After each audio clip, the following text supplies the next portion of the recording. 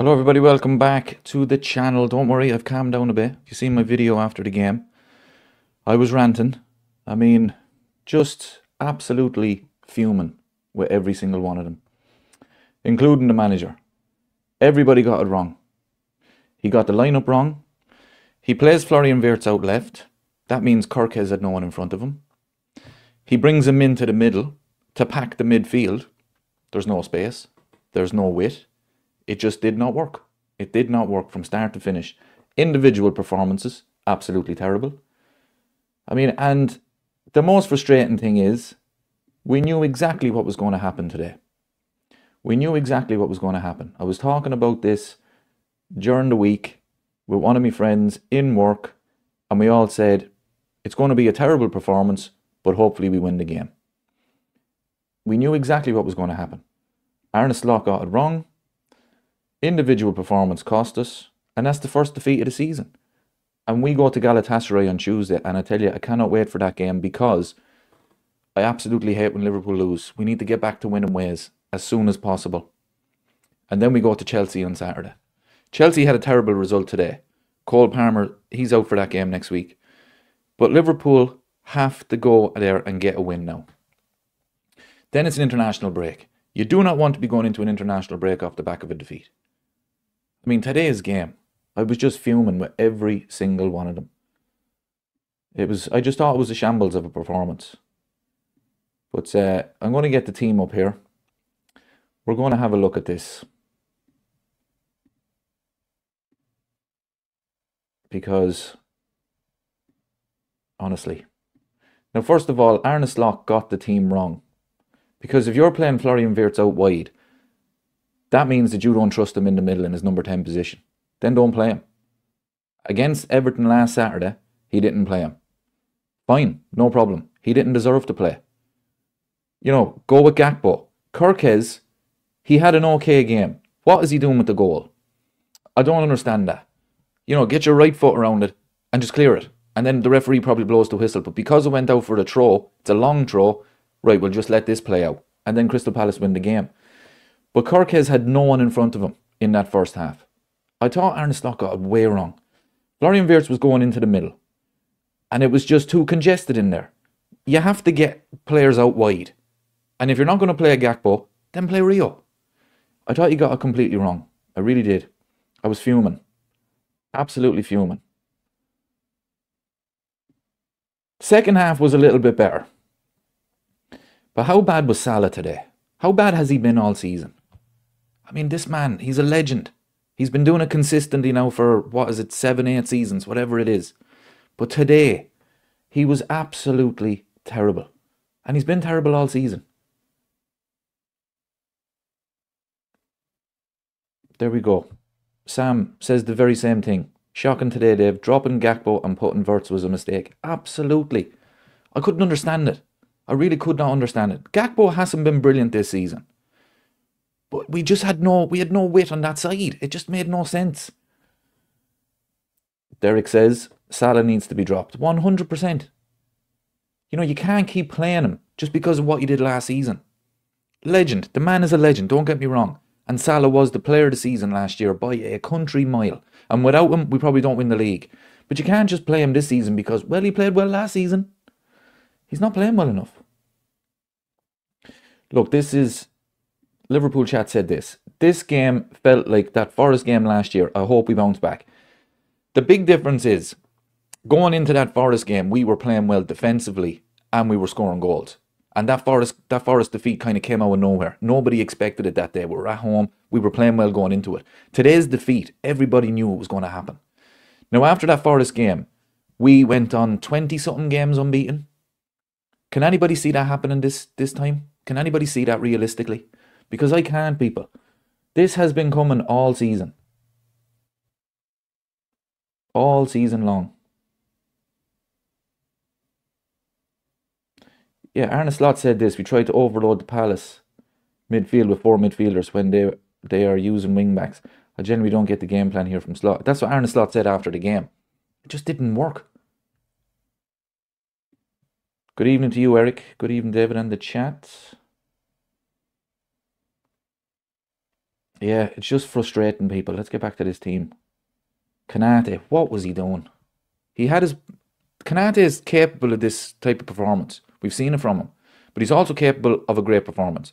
And we've seen that against Arsenal this season. But I think this was one of his worst games. He's been at Liverpool now since 2021. Yeah, 2021 I think. It's up there with one of his worst games. I mean, in that first half he was terrible. Alisson Becker, you know he's my favourite Liverpool player. And today is another reason why. If it wasn't for him, it would have been 4-0 at half time. Bradley didn't have a great game in the first half. I didn't think bringing him off was the right choice. I didn't think he had the worst game in the first half. I mean, it could have been him or anyone. That's how bad the whole team was. But then he brings Soboslai into the right back position. This is where Arne Slot, in my opinion, got it wrong. So at half time, he brings Bradley off. He puts Soboslai at right back. And I thought Soboslai was having an impact on the game. But then he brings on Crystal Palace's best player, Jeremy Frimpong. That man was useless. I don't rate him, lads. I don't rate him at all.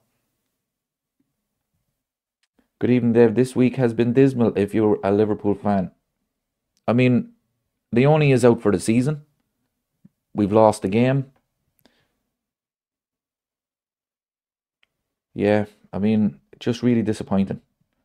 The only positive was Chiesa. I mean, that man in the last week is showing the manager that he has to play him more. I thought it was an excellent performance. He gets the goal and he nearly scored just before that. Curtis Jones as well was terrible. Cody Gakpo didn't do much. Honestly, people, it was a terrible performance. Just fuming with them I was. Yeah, look, listen to this. Mick says, we all knew we were going to drop points until this new team gelled.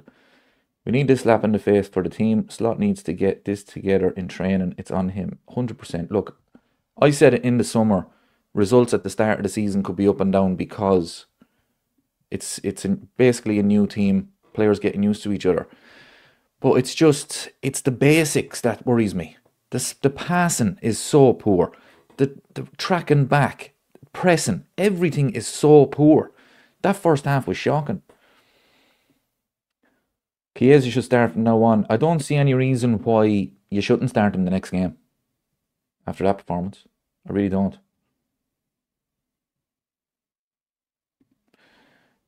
I really like Chiesa. I hope he gets used more often. No idea why he doesn't rate him. Yeah, I mean, it's like I said, this season Chiesa has done his best to prove Arne Slot wrong. I mean, why he doesn't rate him, I don't get it, but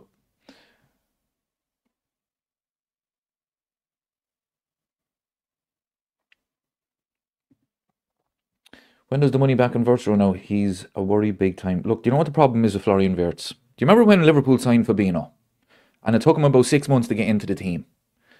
The problem is with Florian Wirtz, he costs so much money, it's almost like Arne Slot won't drop him. Now, I know he dropped him against Everton, but he was straight back in the team today. He's not good enough at the moment. He's not playing well. Bring him off the bench and let's see what he can do there. Because starting these games, I'm sorry, but it's just not good enough. He's not been good enough for Liverpool Football Club. And you can't keep starting these games. Oh, but he cost 100 million. I don't care what he cost. This man has not been good enough. Now, I'm not saying today was on him. It wasn't. Every one of them have been terrible.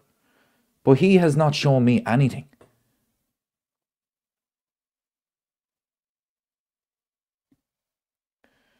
We were papering over the cracks before. Now we can't turn a blind eye to the cracks. Slot has got work to do. Absolutely. You know, every single game this season. We conceded 2 against Bournemouth. We conceded 2 against Newcastle. 2 today. You know, this team going forward they've been very good, creating chances. And even today, as bad as we were, we did create chances in the second half. But you cannot keep expecting to score 3 goals every single game to win a game of football. You just can't, people. Because that goes way back to Jurgen Klopp's first season. That's the problem was when Klopp first arrived. We could not defend. We could score, but we could not defend. And until he sorted out the defence, we weren't winning anything. And with Arne Slot, it looks like this season we've gone backwards. Because at the start of last season, defensively, we were solid. We were solid.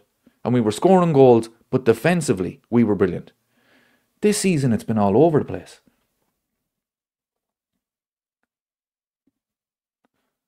Sam says, only positive to take next week is the Chelsea are out of form defensively, so might help us next week. Today it was against an organised team. Yeah, look, Chelsea are average. Last week against was it last week against Brentford? 2-2. And then the loss today against Brighton. So, sorry, it was last week was Man United. They lost 2-1 to Man United. They drew 2-2 Brentford the week before. So yeah, they're not going through a great run, but neither are Liverpool. And if there's one team where Chelsea might be looking at it and say, look, Liverpool aren't playing well. Here's a chance to get back to winning ways. That game could be mad. That game could be 4-4. Patrick says plenty of possession in our games, but too many sideways and backwards passes. Zero outcome. Chiesa has enthusiasm, driving purpose. Yeah, it's too slow. It's too slow. That's the problem. The build-up is way too slow.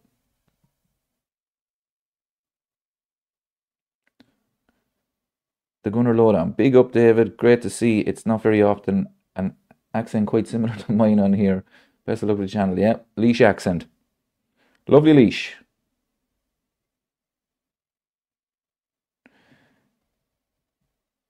This defeat was coming and it came at the right time. Players got the kick up the hole they needed. Yeah, look, I'm hoping that the reaction is the same as last season with the Nottingham Forest game, but you just don't know. You just don't know.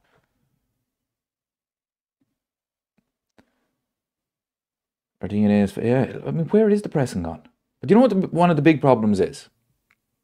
Teams now realise that Liverpool are struggling on the counter-attack. So you could see Crystal Palace. Crystal Palace basically even at half-time, I'm sure the manager was saying, right lads, let's just play a counter-attack in the second half. Defend. Because they're going to struggle to break us down, but they are really struggling on the counter-attack. So that's where we're going to get more joy. Now, Crystal Palace didn't really do that in the second half, but that's basically the game plan of every single team that we're going to play this season. And we're struggling with it. Yeah. Between the woodwork and the keeper, they saved us an embarrassing first half because we were very close. Remember the Aston Villa defeat? What was it, 7-2? Very close to that, people. That's how bad we were in the first half. What did they have? 3 one-on-ones with Al? No, they had one one-on-one with Alisson. He saved it. The great save down to his right-hand side. Mateta had an unbelievable chance where he put over the bar. Everybody thought he was offside. He wasn't. They hit the post. Honestly. Drive you up the wall, people. Look, this is going to come back to haunt us, Liverpool chat. I know it is what it is scenario, but we really should have got Marquez. Absolutely. He was very good today. And with Leone out for the season, Kanate absolutely woeful again. Joe Gomez was woeful against Southampton. Virgil van Dijk, where would we be without him? It's worrying, people. It really is. Marquez, he could have made a huge difference for that team. But now here we are with 3 fit centre halves. And at the moment, only one of them is playing well. Saturday ruined. And it started off so well watching Man United lose. Henderson pulled off a world-class save from Gravenberch in the first half. Yeah, he did. Fair enough. But other than that, we didn't really do anything in the first half. Alisson is an all-timer. He is insane. He's the best goalkeeper in the world. He's my favourite Liverpool player because how many times does he do this? One-on-ones. He is the best in the world. I think he's the best goalkeeper Liverpool have ever had.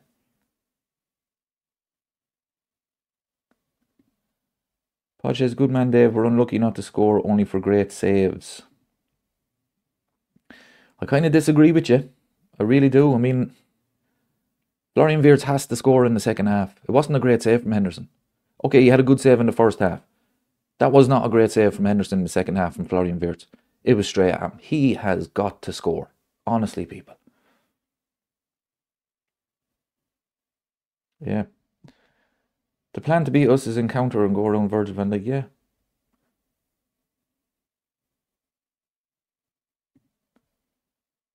Noel says, both Virgil van Dijk and Mo are still world-class players, but they're no longer in the rising phase of their careers. They're established legends who have already reached their peaks, especially Mo Salah. I'm very worried about his start of the season. And it's not about goals and assists. It's not about that because that's just stats. But when you watch him play, he's been woeful. And his passing has been terrible. And that to me is a big worry. That's a big worry.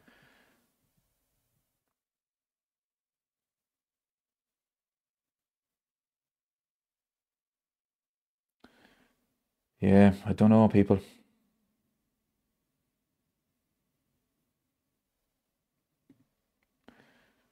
While they can still perform at a high level, it's natural to expect gradual decline as time goes on. Yeah, absolutely. And I think last season, especially Mo Salah, that man was playing for a new contract. He was absolutely phenomenal. So was Virgil van Dijk. But very, very worrying about Salah. And Arne Slot is going to have to start taking him off. You know, bring him off the pitch because he's not playing well. He's not impacting the games. You know, and we're ending up carrying him. Look at Chiesa. When he comes on, if he doesn't score or have an assist or anything, the enthusiasm that he brings, you know, bring off Salah, bring on Chiesa.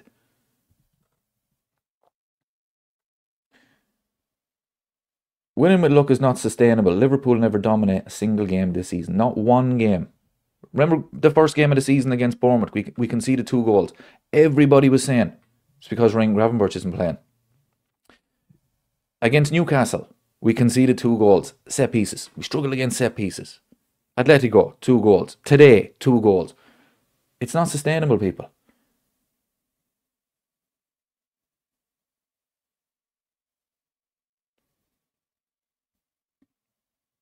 Drop Salah, start Chiesa with Gakpo and Isak or Ekitike. He's not going to drop him. He deserves to be dropped.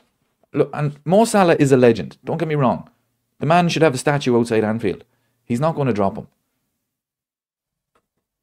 He deserves to be dropped, don't get me wrong, but he's not going to.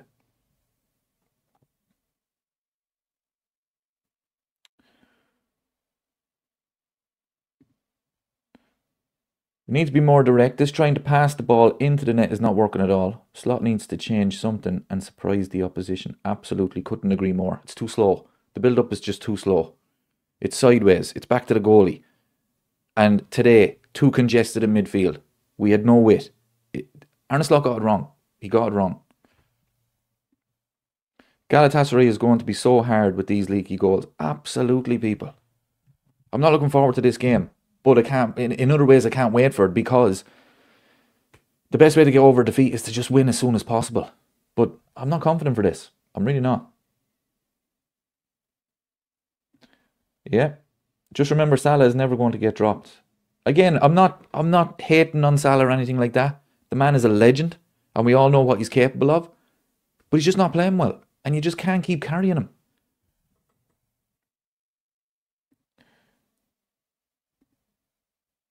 John asks, "Hi, do you think Kanate's head in is already in Madrid? Got bullied badly by Mateta."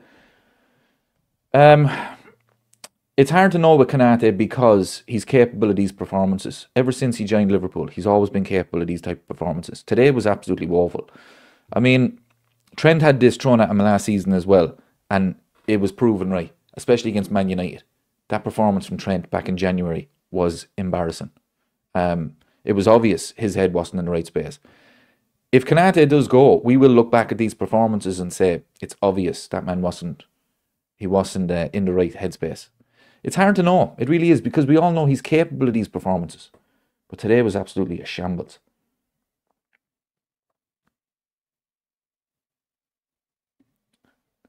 I said after we give Salah a new contract, we would sell him next summer. Do you think we will? I do, actually. I think we will. I think we will. I don't think it'll be just because he'll have a terrible season this season. I think that's probably the plan. He's going to be, what age is he now? 33? I think he's 34 next year. I think the club will sell him. I think they will at the end of the season. But if he keeps playing like he is, the club will have no choice. You can't keep carrying him. He has to perform better. Glenn says, not used to this losing, lads. Still fuming over that result. I'm absolutely fuming. It's ruined the whole weekend. Because how many videos did I make this season? And I said, terrible performance, lads, but 3 points. That's all that matters. You know, and when we got the equaliser today, I was thinking, we're not going to do it again, are we? Last minute winner. And I was thinking during the game, because I was fuming, and if Liverpool had got the winner, I'd be saying to myself, I'm going to have to just do another video where it's the same thing. Terrible performance with 3 points, but happy days. But it didn't happen. After all that work in summer transfer window, we have no fluidity in attack, no chemistry in midfield, and no solidity in defence. Seriously, what happened to us? I'll tell you what happened. The fullbacks, they're not good enough. The midfield. We put in a number 10. We didn't need a number 10. We had Gravenberch, we had McAllister, we had Szoboszlai. It was the best midfield in the Premier League last season. He brings in Florian Wirtz to play in that number 10 position. The team is not used to it. You look at Salah, there's been a drop-off. Diogo Jota, may he rest in peace, and Darwin Núñez left. 2 new strikers. Ekitike has been class. Isak, we know, is going to be class. And then Gakpo for me deserves to start because the man was brilliant last season, but he's not playing well. It's just the way we played last season is not the way we're playing this season. And this is the problem. This is the problem. I don't know why the club or the manager, or whoever was in charge of this, decided the way we were playing last season, no, we need to change it. We need to change it. We need to get number 10 in there. Maybe it was because Trent left. The creativity from full-back positions is not there. He tried to get Florian Wirtz in that number 10 position to try and create something, but that's not working. I don't know why you would change. I get the full-backs because Andy Robertson was coming to the end and Trent obviously left, but I don't know why you would change that midfield. If you want to bring in somebody that can back up Gravenberch or McAllister or Szoboszlai, no problem. But the man has changed the whole makeup of the team. I just don't get it. Sam says forward line is fine, but midfield and defence too open, and it comes from midfield again. And then, look, the midfield, against Everton, he went back to the midfield from last season, but the individual performances are killing us. They're just not playing well.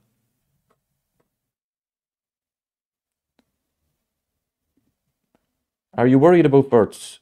We aren't clicking at all going forward. To be honest with you, I'm not really worried about him because... No, let me say that again. I'm worried that this is it. If that makes sense. Because I said this before. I did not watch this man last season. I don't watch German football. And I've seen so many people say, Florian Wirtz is going to win the Ballon d'Or some season. What are you basing that on? Because I have nothing to go on from last season. With Alexander Isak, I can say, look at the season that man had in the Premier League last season. That man is going to come good. We know how good he can be. But I've nothing to go on with Florian Wirtz. I'm taking it word of mouth. I'm looking at the fact that Real Madrid wanted him, Bayern Munich wanted him, Man City wanted him. He must be a good player. But if this is it, this man's not good enough for Liverpool Football Club. If this is it, he has got to improve.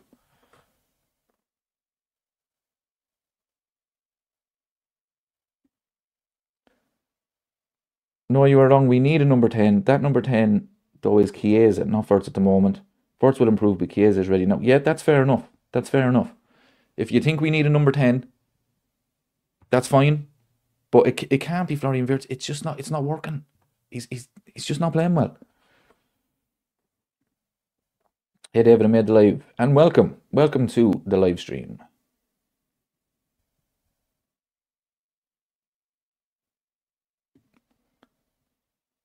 As I said in my comment on your reaction video, Wirtz makes our midfield weaker at the minute. He's slow, doesn't win most 50-50s, walks around like he's had 10 rounds with Tyson. He'll improve. He can't get any worse. You know, you say he'll improve. He cannot get any worse. He has to improve. He has to. Because let's be honest, did anybody really look at the team last week against Everton and say, how is he dropping Florian Wirtz? How is he doing that? Why would you do that? To me, I was looking at it and saying, yeah, makes sense. He's not playing well. This is Liverpool Football Club, by the way. This is Liverpool Football Club. You know, we cannot carry anybody. If you're not good enough, you're not good enough. You know, if Florian Wirtz was playing for Crystal Palace, give him all the time he needs. You cannot do that at Liverpool Football Club.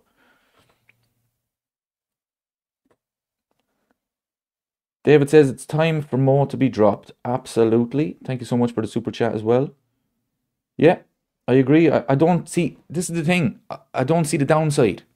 Because they're playing so poorly. What's the downside of just dropping them and trying something else? Try something else. Try Chiesa there. As somebody said, in that number 10 position, try Chiesa there. Just try it. Because it's not working.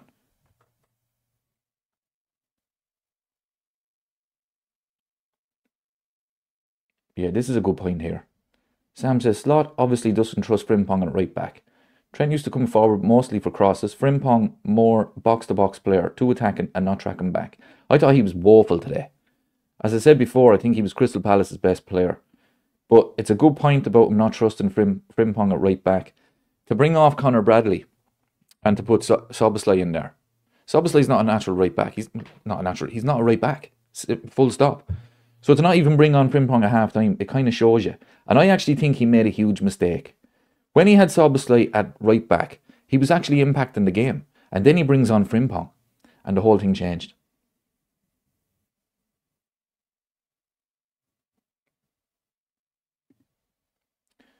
How do you think it would have gone with Ekitike playing? He was the most informed player we had. Yeah, absolutely. Look, we'll never know. I think he would have definitely been brought off the bench. The plan, Rio came on for Isak, wasn't it? So it would have been Ekitike. And the thing about Ekitike this season, the man, he strikes fear into defenders because you can see how good he is. So we just didn't have that off the bench today. But hopefully he learns from the other night. Yeah. Half our side is out of form. I think it's more than half. I mean, realistically, it's only Alisson, Van Dijk and Gravenberch that has really been, and Ekitike, that has been excellent this season.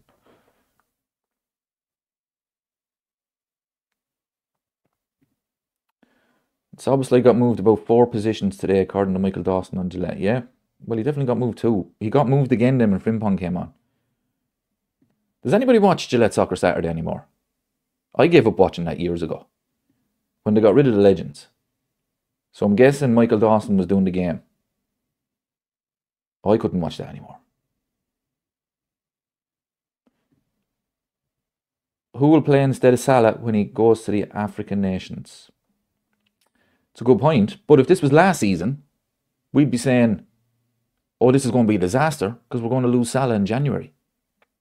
Honestly, this is an opportunity now for Chiesa.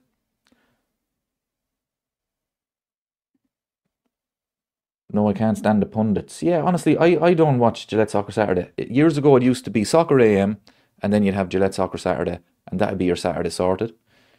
Honestly, I don't watch it at all.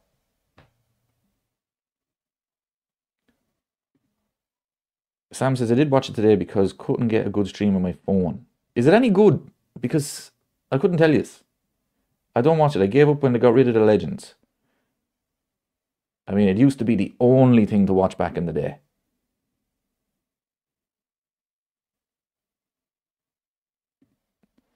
Again, the real issue is at the back. Does anyone genuinely expect Liverpool to keep a clean sheet these days? Absolutely no way. No way. Even against Burnley, who parked the bus, they parked 2 buses, you're still thinking at the back of your mind, they might get a corner or a long throw or something. Because you just have no confidence in that defence.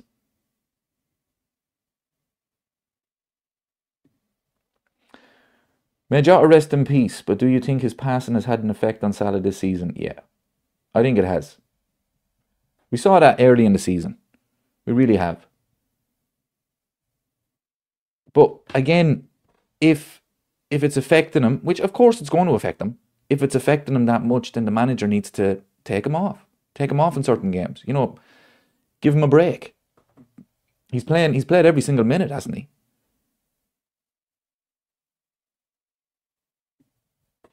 This is a good point from Lee.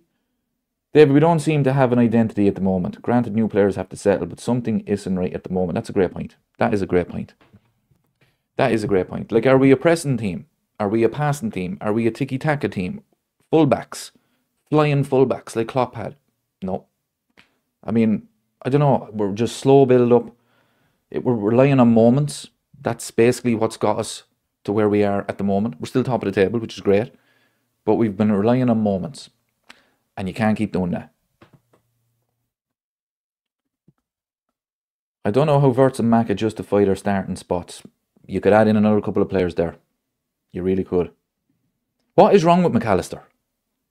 I know was he injured when he went off to play for Argentina? But there's something not right there. He didn't look happy coming off. I thought he was a little bit better in the second half. But he did deserve to be taken off, as well as everybody else. But he was unfortunate. He was the one. What's going on with him? Because I'm getting a bit worried about McAllister. Because last season, one of the best midfielders in the world. Not just in the Premier League, in the world. The man was linked with Real Madrid in the summer. That's how good he is. And the drop-off has just been really concerning.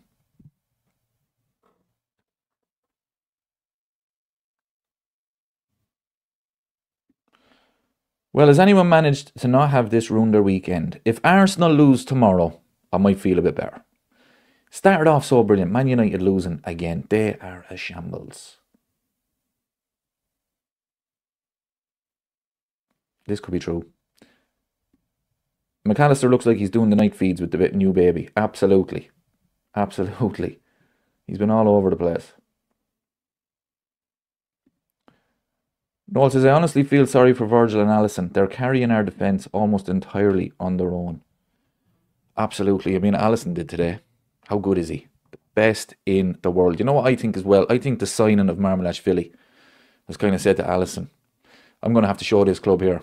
I'm not finished. Because when Marmalashvili was signed, I know he was signed last year. He arrived this summer. Everybody was saying, Alisson's replacement. This could be Alisson's last season. And I think Alisson, you know, the Michael Jordan, he took that personally. Because his performances this season.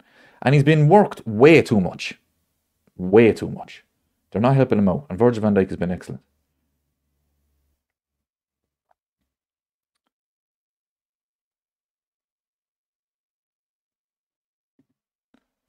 Arsenal could draw tomorrow. We remember when they lost at home to Villa. When they could have got top spot in the league. Yeah. Was that not the day that we beat Brentford late on, no? Or are you talking about the time we're going against C? Anyway. Look, you can never trust Arsenal to win any game. But the one thing that Arsenal have, which is better than Liverpool, is defence. It's a solid defence. It really is. I mean, even we... Well, I was going to say even we struggle to break them down. We're struggling to break everyone down. But defensively, Arsenal are a lot stronger than Liverpool this season. So far. That's why we need to strengthen defence. This is a good question. What would you do with Florian Wirtz going forward? I'd put him on the bench. I'd put him on the bench. I'd play him in some cup games.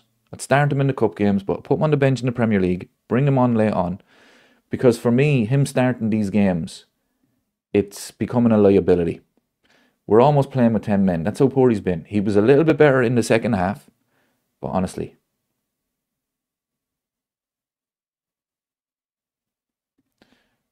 Have you had a look at the Premier League table?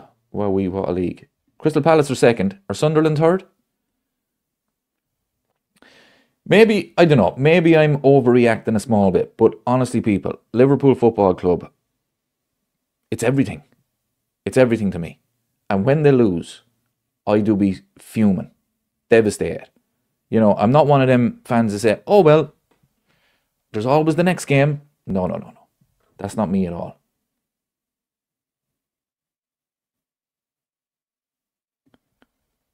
The issue is not at the back. The setup is not great. We need more control in midfield, and a 10 who is not pulling weight is becoming a problem. Yes, correct. Yeah, when was the last time? Realistically, when was the last time we actually played well?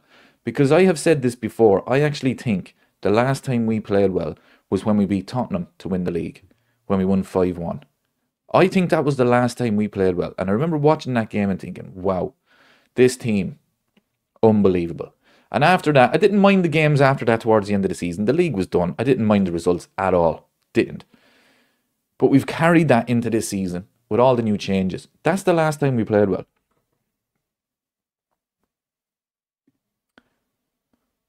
When we play well, we're unplayable. Everton first half, Atletico first half, just can't sustain it over 90 minutes. This is a problem.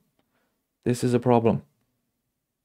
And as well, it is a good point. When we do play well, unbelievable. But when we don't play well, what are we doing? We're conceding goals. I don't mind them not playing well, but kind of digging in, even parking the bus in games, and just make sure you keep that clean sheet. We're not doing that. When Liverpool don't play well, they concede. You can't keep doing that. Johnny says, I'm like you, Liverpool lose and I become the Antichrist. Yeah, you can't even talk to me, people. After the game, I was saying to myself, will I go for a walk? Will I go for a walk? It's a lovely evening. I'll go for a walk. I'll cool down. I didn't after. I'm the same. 55 years I supported Liverpool and I get so frustrated and crazy mad with the team at times. I'm surprised my neighbours don't complain about my shouting. I should do a watch along so you can see how bad it will be. I'm not one of those who does the constant 90 minutes shouting at the screen around. But when something Something annoys me, honestly. I just hope Slot doesn't do an Amarim and persist with something that doesn't work. If he does that, we are in trouble. We are in serious trouble if he does a Ruben Amarim. At least Man United lost, okay?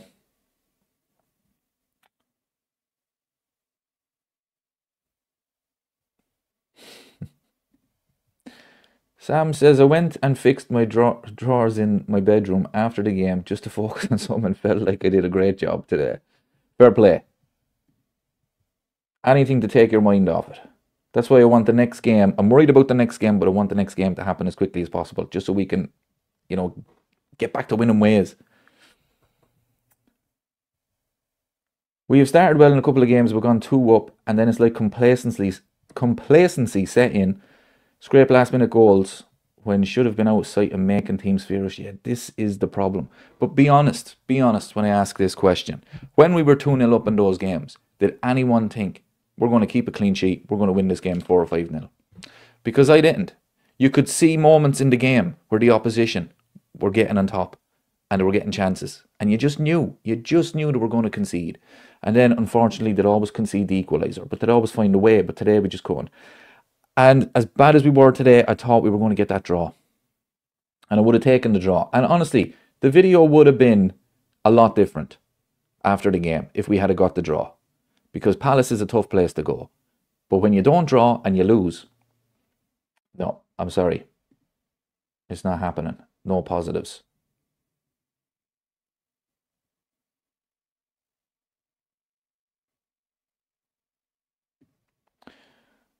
You can see Slot's vision, and I'm willing to back it. We have a few patterns, but he really prioritises player freedom.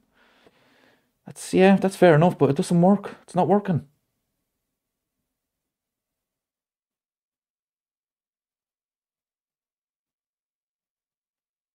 Yeah, this is a good one. In other news, Adam Wharton passed his Liverpool audition with flying colours. I thought he was excellent in the first half. Really did. Who would you rather have, Wharton or Baleba at Brighton? I'd rather have Baleba because Man United wanted him, but I think Wharton might be a better option. I thought he was excellent. Noel says this, I think this is a good point. I know people don't like to hear this, but I think he's spot on here. We missed the cheat code Trent used to provide today, and honestly the energy of Diaz too. This is why Florian Wirtz was brought, because the creativity from Trent Alexander-Arnold is gone. And we do miss Trent. Look, he's gone, so there's no point in even talking about him, but we do miss him. We do. The man was a magician with the ball at his feet.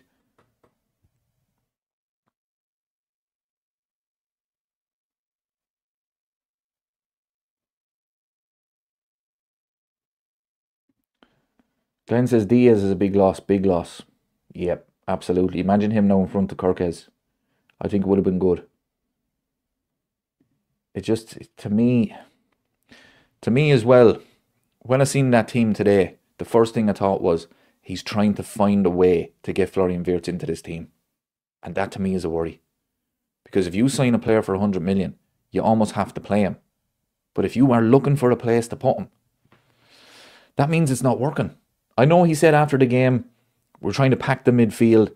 But to me, that is just, you're looking for a way to get him in when he doesn't deserve to be there. Wirtz or Elliott? Right this moment, Harvey Elliott. Harvey Elliott. All day long.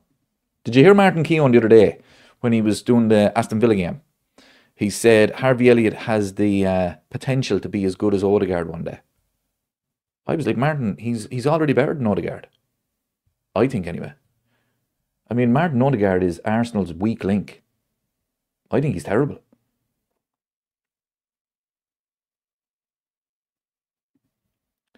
Sam, I even had a bet for Liverpool win or draw today with both teams to score, but let us down. Couldn't hold on for a point. They should have held on for a point. Just mark now, I think Ekatike makes a huge difference today if we have the option off the bench. A host of things went wrong. This time last year we lost to Forest, and then look what happened. Trust in Slot. Oh no, look, trust me. Arne Slot, it would have to be almost for us to be fighting relegation before I would ever say Arne Slot out. Honestly, this man is a legend. So if we have an up and down season, the last thing I will ever be saying, Arne Slot needs to go. I will not say that. No way will I. Noel says you're bang on David about Bert. Slot trying too hard to justify an enormous signing for the club. I think it is. If Florian Wirtz had been 35, 40 million, and everybody looking at that team and the squad, the subs, Florian Wirtz is on the bench. Okay, we'll bring him off the bench. We'll try and get him into the team slowly. Nobody would have a problem. The fact that he cost 100 million, he was supposed to arrive and be Kevin De Bruyne. He's not doing it. And you can't keep carrying him. And Arne Slot is going to have to learn that quickly. I want Florian Wirtz to succeed. I do. Because he plays for Liverpool and I want him to be the next Kevin De Bruyne for the Premier League. I do, more than anything. But you just can't keep carrying him.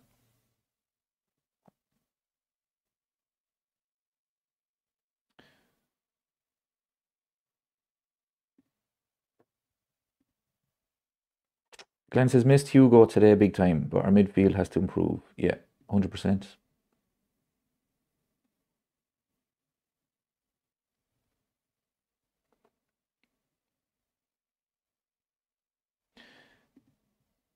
Hey Dave, love the content. I'm disappointed with some of our performances this season, but you have to take into consideration the loss of Jota psychologically for some of the players. Absolutely. Absolutely. I mean, it was devastating what happened. It really was. But one of the worrying things for me, it's some of the new players that are not performing. You look at Frimpong. I don't rate him at all. Florian Wirtz, as we keep talking about. Kirkes hasn't been good. So obviously it was devastating what happened. But you'd imagine the new players, because they didn't play with him last season, they probably didn't know him. It might have been a little bit easier for them. But they haven't performed. And that to me is a worry. You're looking at individual performances. And yeah, okay, we could say Mo Salah is still struggling with it. But the likes of Frimpong, Kirkes, they have to show more. They have to.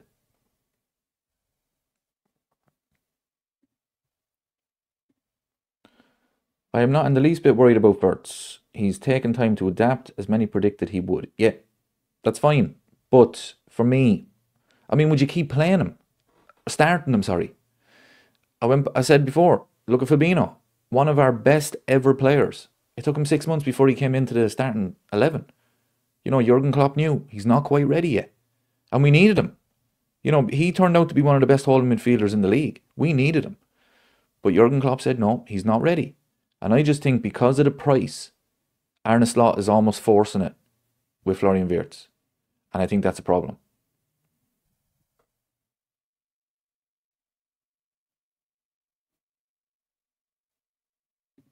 Here's one from Noel, right? Let's hope Glasner doesn't get the man used to be job before we played him.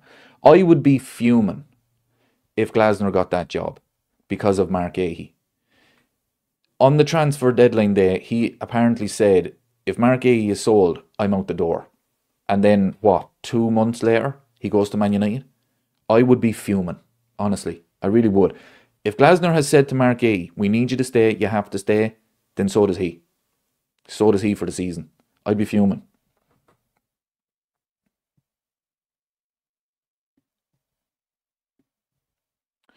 Maybe the Champions League will come at the right time. Galatasaray are not really playing well at all. Hopefully get a few goals. Let's check, actually. Galatasaray.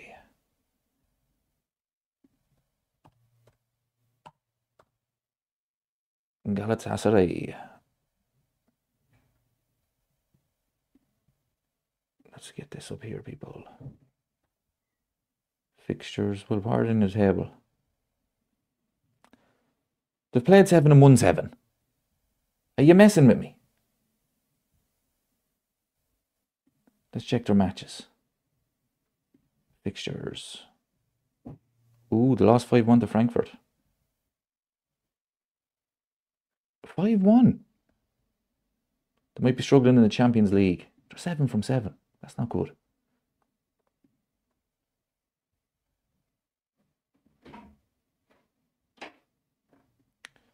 Must be a weak league. Pardon me. Yes. Galatasaray starting Gundogan in 2025. Not winning would be disappointing. If he's their main midfielder.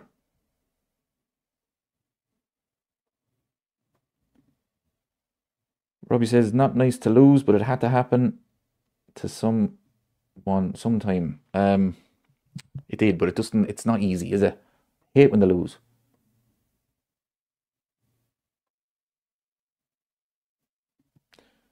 They scored first in that Frankfurt game. Interesting. So if Liverpool keep a clean sheet, we win these games. What happened again today? We scored. We didn't play well, but we scored. We always score. Get back to keeping clean sheets.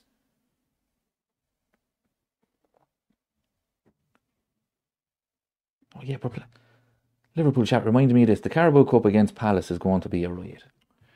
What is going on with Palace? They're becoming our bogey team. Ooh. Wolves just scored versus Spurs. Interesting. What do you think of Thomas Frank? Oh, Tottenham are at home. 54 minutes. Typical Spurs, isn't it? Honestly. They start off the season brilliant. They go to the Etihad to win. And then all of a sudden,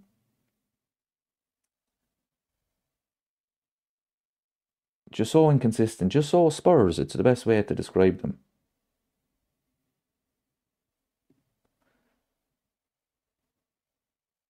Christine. Shout out to Christine. She's a big supporter of the channel. Fair play to her. David, what made you become a Liverpool supporter? So it was when I was growing up, obviously Man United were dominating. A friend of mine was a Liverpool fan. I was like, I'm not supporting Man United. I can't stand them. So Liverpool was the team. My father's not into football, anything like that. The rest of my family aren't. So it was I had to just discover that Liverpool were the team for me.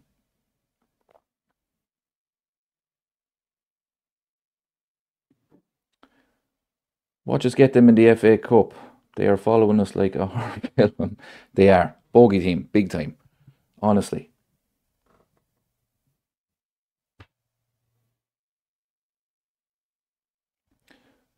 Robbie says this loss could be a big thing, a big wake-up call for the team. I hope so. I hope so. Chiesa deserves to start Tuesday night. 1,000,000%. But he won't. I guarantee you he won't.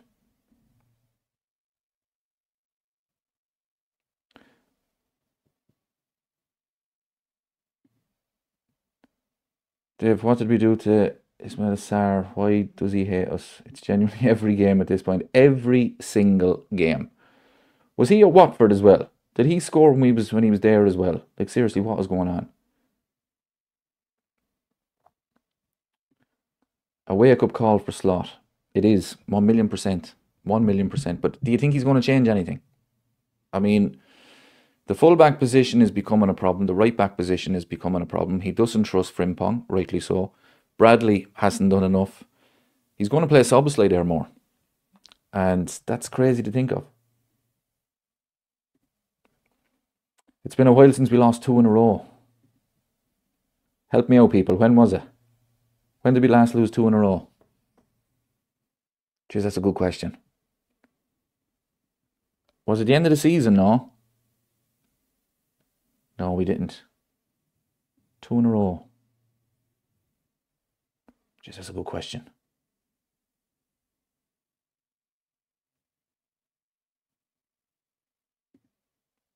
Pressure off now. The 100% record gone, I feel.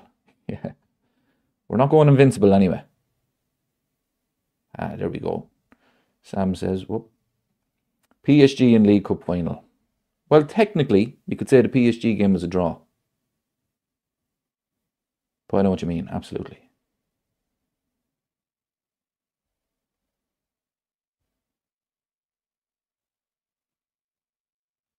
What do you think? Does Arsenal... Do they beat Newcastle tomorrow? I'm hoping it's typical Arsenal performance and Newcastle maybe win 1-0.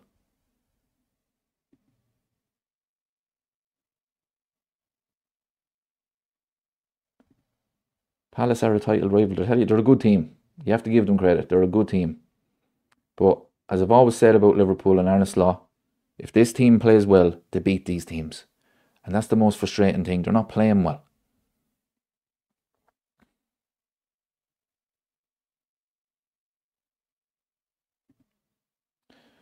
I'm not going to overreact and be down about the loss. All good teams lose, but it's just the fact that these big money signings have been non-existent. If anything, they've made us worse. Yep, 100%. I agree. And last season as well, when we did lose last season, it was still fairly positive because I knew how good the team was. But the big problem is this season, we're not performing. You know, this season I can't go back and say, oh, but the performance against Newcastle, that's the real Liverpool. Or the performance against Burnley or Arsenal, that's the real Liverpool. If we just get back to playing like that, we'd be fine. There isn't a performance this season where you can kind of go back to and say, that's the real Liverpool.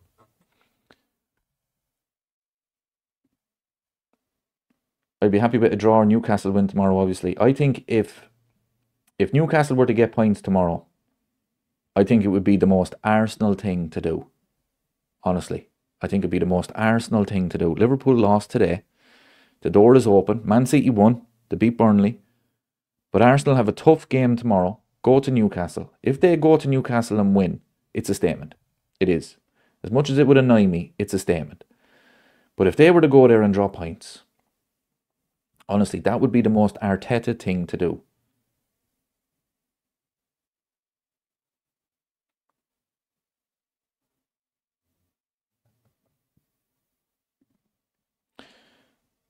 Notice I'm not dismissing Chelsea, but right now Crystal Palace are mentally tougher and a much harder team to beat.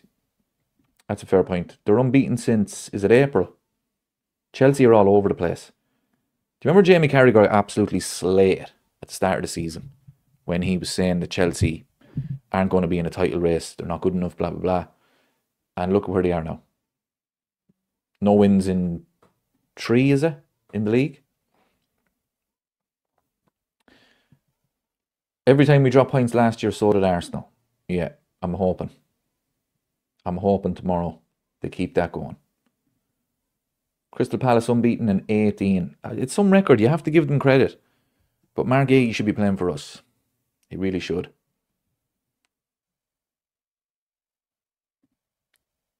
Glenn says, on another note, it was great to see some ex-Reds beat the Manx today. I tell you, after that game, I was hoping that Liverpool would win because I was actually going to start the video by saying, shout out to the ex-Liverpool players. And because I was so fuming, I didn't. So I'm going to do it now. Jordan Henderson, the legend. Queeveen Keller saves that penalty. A legend. Honestly, people. I was delighted when Bruno Fernandes missed that penalty. Because when he got the penalty, and I have to say it was a penalty, but when they got the penalty, I was thinking, they're going to go and win this game now, aren't they? Queeveen Keller, the man is lethal at penalties. What a legend. I'm actually disappointed for him that Brentford have gone the way they've gone. He joined Thomas Frank, and Thomas Frank left after what, about a week or something, after Queeveen Keller had joined. So I wonder, would he have joined them if he knew Keith Andrews was going to be the manager? I don't know. I'm not saying he would have stayed at Liverpool, but I don't know whether it would have been Brentford. Amorim hasn't won an away game for 8 games now. When do we play Man United? October. We play... Let me just check this. Let me check here. Where is it? Let's check our fixtures here.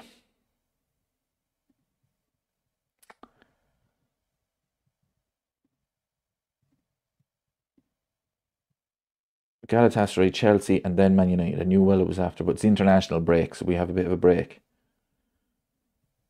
And then, if Ruben Amorim gets to that game, and Liverpool click, that could be his last. What do you think? 19th of October. Is it the first game after the international break? It is, isn't it? It is indeed. Oh, I don't know if I like that now. After the much needed international break, we play Man United at home. I don't know if I like that, people. Man United are terrible, but Liverpool don't be great after an international break. Oh, I don't like that. That United fan on Instagram was literally never getting another haircut. You see your man were they on the train and your man was pulling his hair? I was like, what is wrong with you? Obviously, fair play to your man. He's just having a bit of crack with it. And he's obviously, you know, he's got a bit of attention for it and everything, but he's having fun with it. And your man was accusing him of not being a proper fan and everything. I hate that. I hate when other fans look down on someone. I mean, he's having a bit of crack with it. He's a proper Man United fan who's just having a bit of crack with how bad they are. Everyone gets offended by everything now. Yeah, look at this. Andrews, I agree. Liverpool are never good after international break. It was 0-0 last year.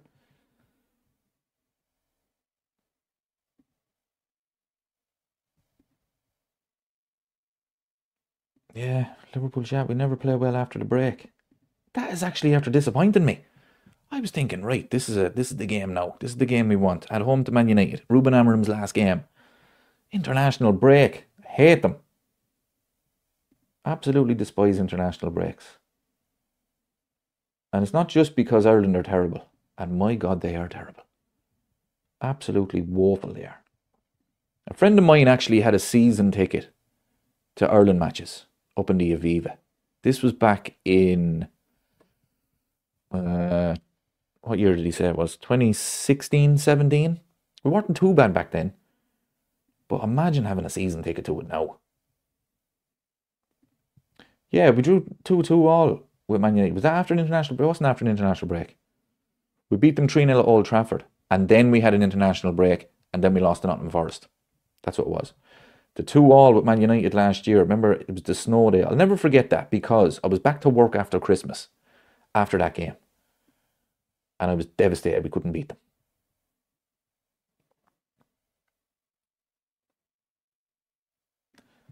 Right.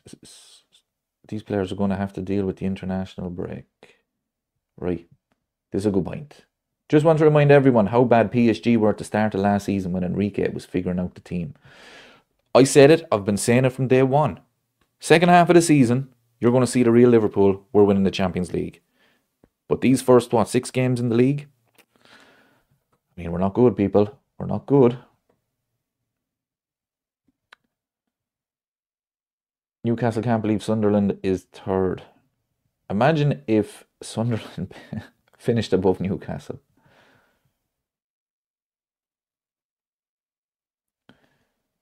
Fair play to the promoter teams as well. Yeah, seen that. Real Madrid got hammered as well. Xavi Alonso. The legend. Real Madrid. Did Trent play? Oh, he's injured. Actually, is he back? When is he back? Is he back for our game in the Champions League? Trent, what was he at? Honestly, I'll never understand that. He could have had a statue outside of Liverpool. But no. He wants to go play for a team in Spain to be with his old friend.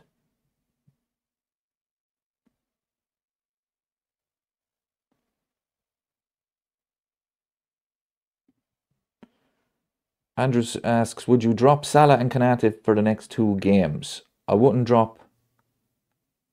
You can't drop Konate for Joe Gomez. This is the problem we have. Joe Gomez, you're only as good as your last game. Joe Gomez was terrible against Southampton. Konate was terrible today. I'd drop Salah. Maybe not for the next 2. I'd drop him on Tuesday and play Chiesa. Konate. Actually, no, I would. I'd drop Konate on Tuesday as well and play Joe Gomez. And just see how Joe gets on. I think it's a perfect game for it, isn't it? Champions League, look, I said it before, we're winning the Champions League. Just get through the league phase of the Champions League. Doesn't matter where you finish, just get through it. So this could be a perfect game for Arne Slot to just change a few things. You know, he changed the entire 11 against Southampton. I'm not expecting that. He shouldn't do that. Konate and Salah. It's a good point from Andrew. Yeah, I would actually. Not the next 2. I'd definitely drop them for the Galatasaray game and just see how they get on. And if Chiesa plays well in that position, if Joe Gomez plays well, then carry it into Chelsea. Let's see. But then Arne Slot's not going to do that because he loves Mo Salah. And Mo Salah, when he plays well, is one of the best players in the world. But he's just not playing well. This is the problem. Trent is injured up to 8 weeks. He might miss it. I would love for that man to come back for that game. Actually, can you imagine the outrage of all these pundits? I remember when Jack Grealish went back to Aston Villa at when he was at Man City, and he went back to Aston Villa, and I forget what I was watching. I think I was watching Sky Sports News or something, and he came off the bench, and they were in shock. It was like, oh my God, they're booing him. Oh my God. Oh my God. Why are they booing him? I can't understand this. But you get a grip, will you? Trent Alexander-Arnold, if he comes back with Real Madrid, that man will get booed out of that stadium, and he should.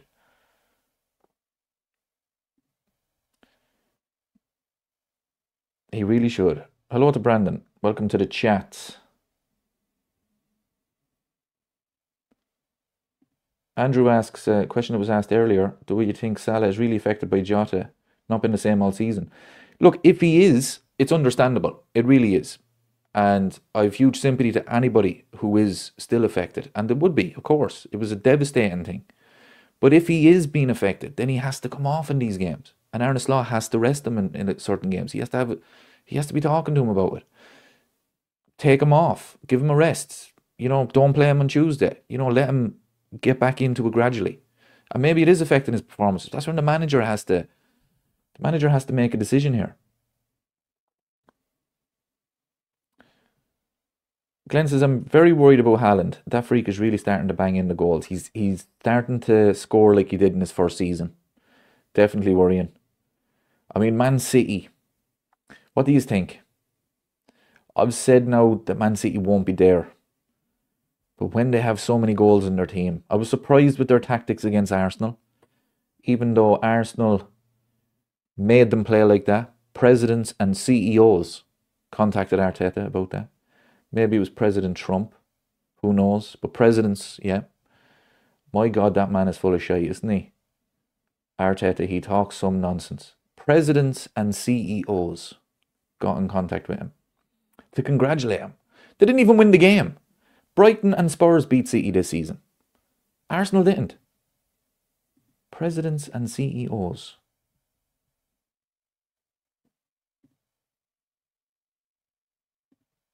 Trent would fake an injury. I said that before in one of my videos, actually.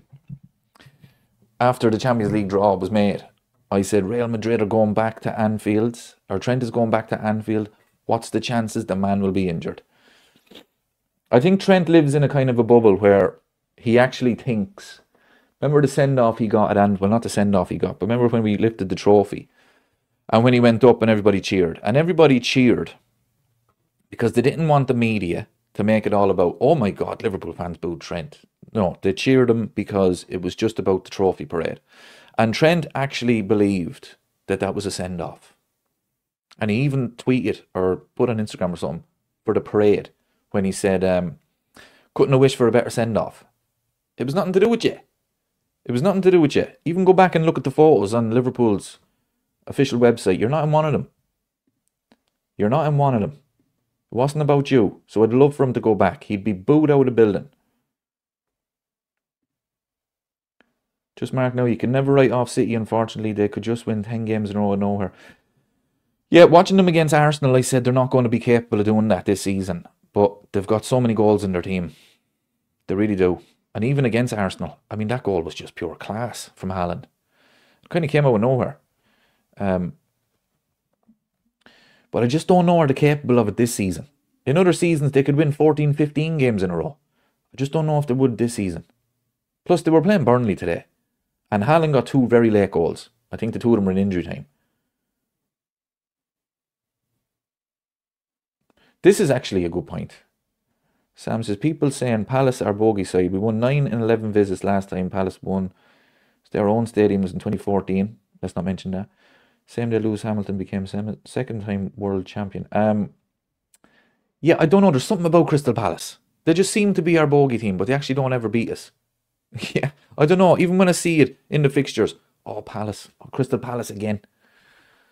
But yeah, you're right. We have an unbelievable record at Crystal Palace. And they have a terrible record at Anfield. So I don't know where, although they did beat us in Klopp's last year. But yeah, maybe bogey team is a little bit far, but I just hate when Liverpool play them.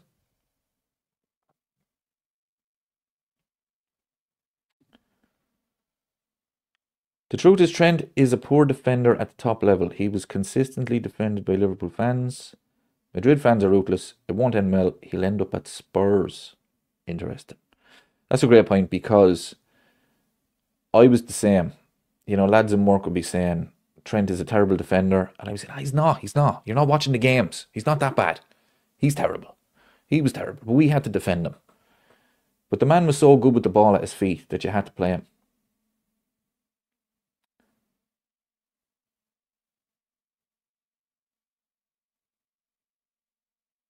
Yeah, that's true.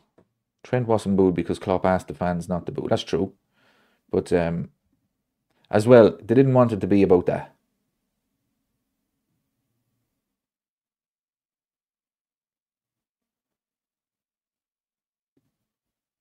You'll still beat United after the break. I hope so. I really do. I absolutely despise Manchester United.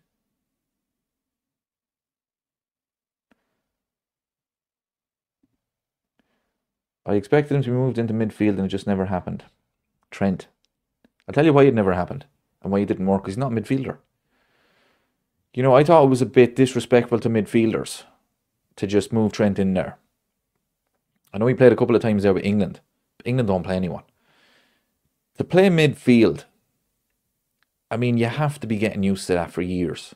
I didn't think it was ever realistic that Trent could just play as a midfielder. I know he was kind of drifting into midfield, but no, I was never going to work with him as a starting midfielder.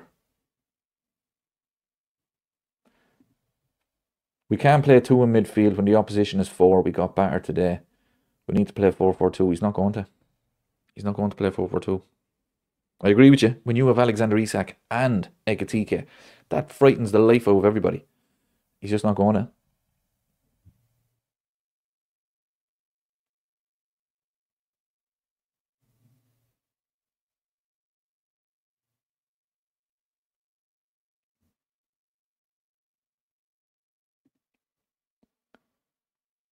If that performance was long in coming, we have looked crap since the start. The defence is awful. It is. It's the midfield as well. It's the midfield. It's worrying. But look, I'm sure we'll bounce back. We need to bounce back quickly. Hopefully it's Tuesday night.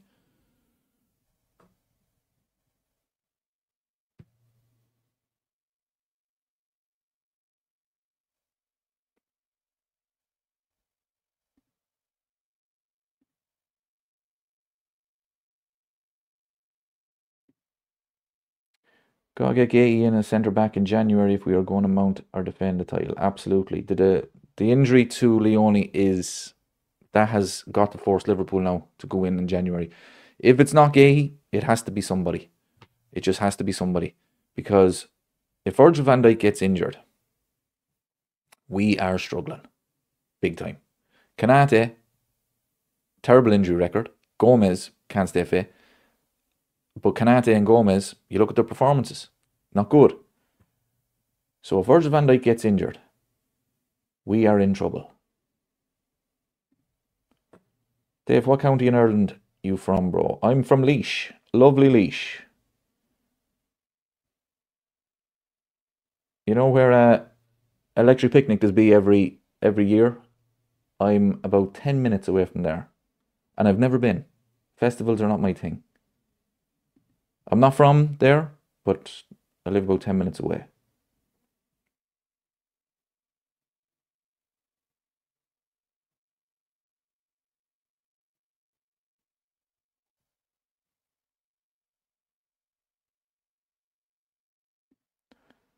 Kanate can go to Madrid, they're welcome to him. Here's what I do find amazing as well. When you look at Kanate's performances, would you want to sign him? Why are Madrid desperate to get him? I know they were after Saliba. Saliba signed the new contract at Arsenal. But looking at him today, if I was at Real Madrid, I'd be thinking, let's hold off on this now, lads.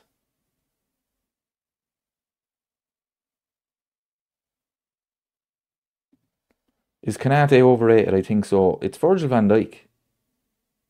Virgil van Dijk makes him look amazing at times.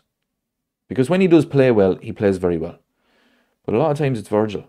And it's the same with Joe Gomez. I was hoping Joe Gomez against Southampton would have really stepped up and really been that leader. But it was actually Leone. He made Gomez look like he was the one making his debut. Man City fan, I can finally bring out the champagne. This is what you're dealing with, people. This is what you're dealing with.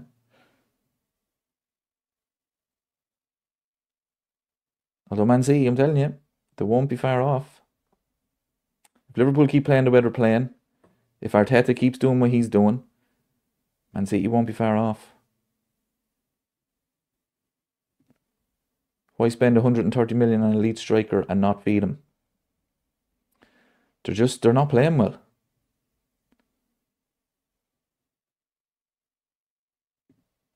We have a big problem with our fullbacks. Kirkes is a liability. Frimpong is shocking. Slot only trusts Szoboszlai there, which is another major issue. Bradley too inconsistent. Everything Lee says here is spot on. Everything. Kirkes is... I mean, what was he doing with the goal? Oh, Jesus, lads. Just clear it. Clear it with your right foot. Honestly, the man has no right foot. Even if he miskicked it, it was almost a better option than just giving them a long throw. What was he doing? Frimpong. I don't rate him at all. I don't rate him at all. Do you know what I don't like about Frimpong? Maybe I'm being harsh. I didn't like him. You know when you see the behind the scenes stuff at Anfield, at the training ground? Bit too cocky for me. And he's not backing it up. Ekitike, very, very cocky. But backing it up on the pitch. Don't mind that at all. I don't know. I think Frimpong is getting a bit too big for his boots off the field. And he's not backing it up on the field. You know, calm it down a bit. Calm it down a bit with the whole off the field things at the training ground. You know, if you're playing absolutely man of the match performances, you do whatever you want. But keep your head down and start working. Johnny says, even if he scuffed it with his right foot, that's just getting away with a draw away to Crystal Palace. Yeah, it was the worst option to give them a long throw. Because Arne Slot had taken off players with a bit of height in them. And all of a sudden, a long throw, that's all Crystal Palace wanted. A corner, a long throw to end the game. The referee was always going to play on. If he clears it with his right foot, as Johnny says, even if he scuffs it, we get the draw. We get the draw. It's decision making. Just decision making.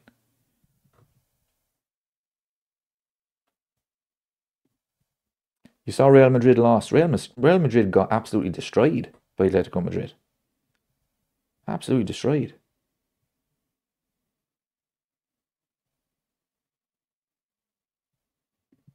Can't wait for Arteta's excuses if Newcastle win. Oh, we won't be ready for them. He's had many. I mean, honestly, if Arsenal had a decent manager, I think they win the league. No, I picked them in the summer just because I thought too many changes with Liverpool. I thought Arteta was going to learn from last season, but first 5 games, he hasn't. If Arsenal had a decent manager, I think they'd win the league. They've got the best squad.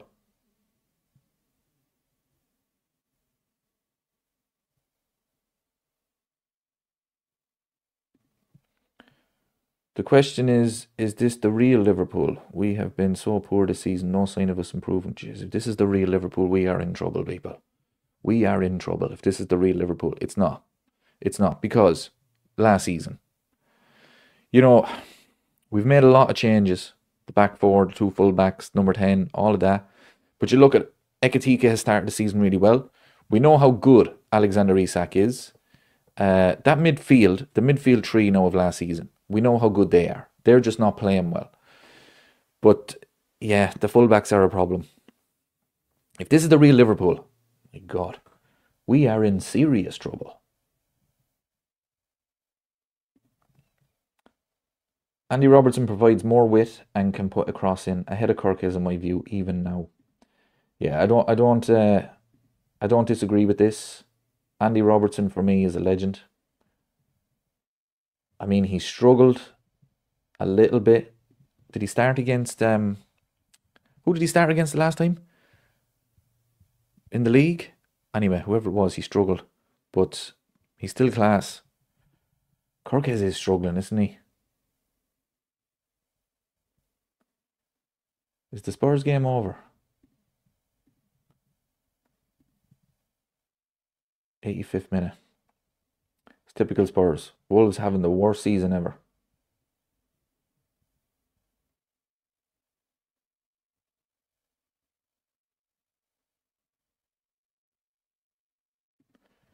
Kirkes was in the team of the season last year. Just a kid, give him time. Yeah, absolutely. Absolutely. But we're going for the league title here. You know, how much time do we give him?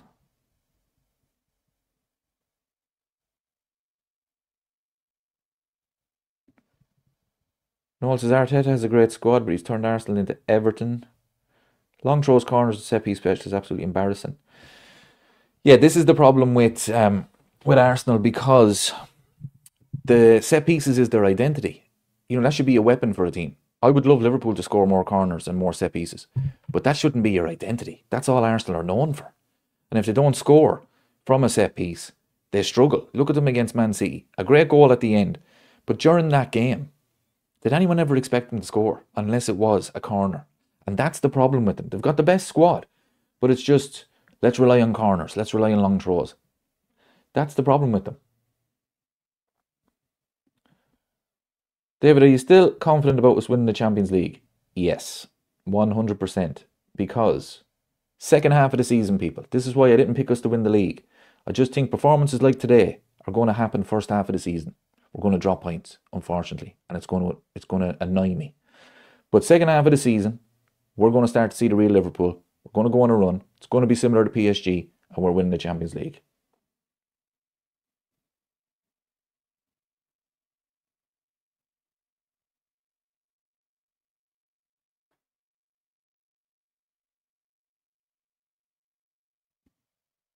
Risa and Finnan in our team now.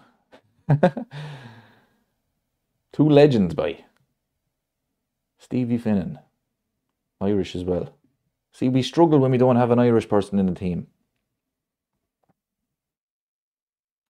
Yeah, this is a good point from Johnny. It's not just Arsenal. So many teams are focusing on set pieces. Long throws is the new thing this season. The long throw is back. Rory Delap, FC. I mean, that man would win the Ballon d'Or if he was playing in the Premier League now. Every team has this long throw. I think they're kind of looking at Arsenal last season, and they were so successful at set pieces. I think teams are looking at, look, let's just do this.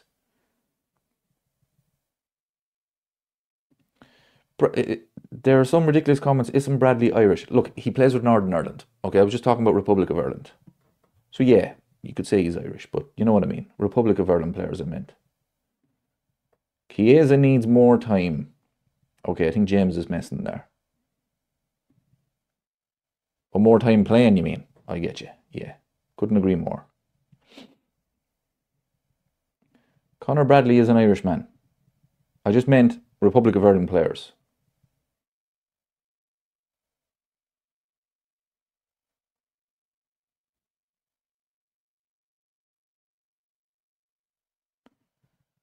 Are you doing an Arsenal Newcastle watch along? I don't know, I might. What do you think? I might do one. See how I get on. I said I don't really want to do a Liverpool one because I get too nervous. And today, honestly, I mean, I don't know how people watch the matches and kind of reply to comments and stuff.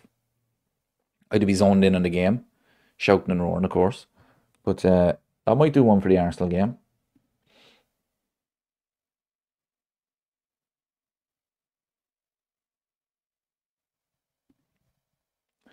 Angel Wings, good morning, everyone. This team has no chemistry. I want to give a shout out to Angel Wings. She has been a supporter of the channel for ages. She's in Australia. So good morning. Welcome to the chat. This is just one of those weeks when all the big six lose. City didn't lose. Chelsea did, though. Arteta must be the son of Tony Pulis. Tony Pulis with hair. And no cap.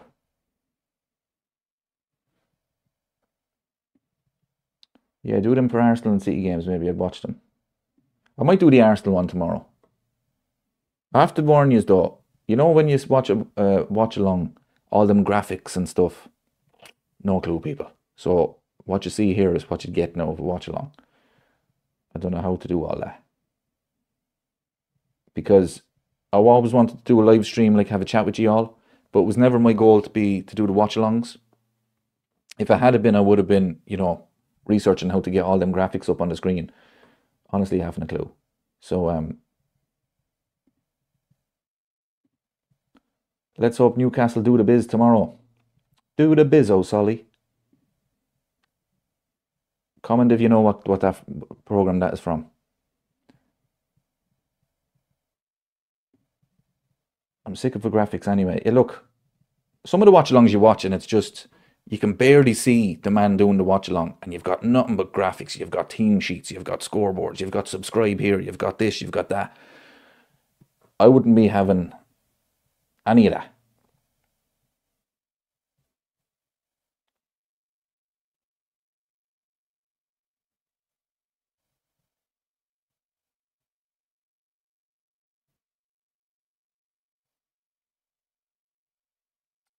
But yeah, I might do one tomorrow.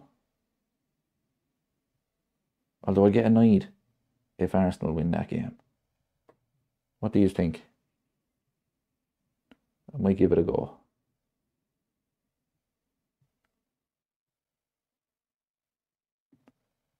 This is a big season for Slot to prove himself.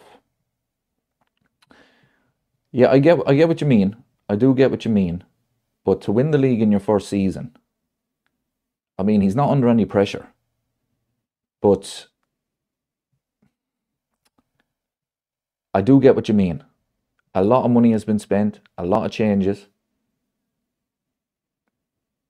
I mean, he doesn't have to prove anything to me. Like I said at the start of the stream, I will never ever, this season anyway, be saying I want Arne Slot out. No way. Absolutely no way. The man has, for me, he has proved how good he is. You'll get more subs if you do a watch along. Yeah, I suppose.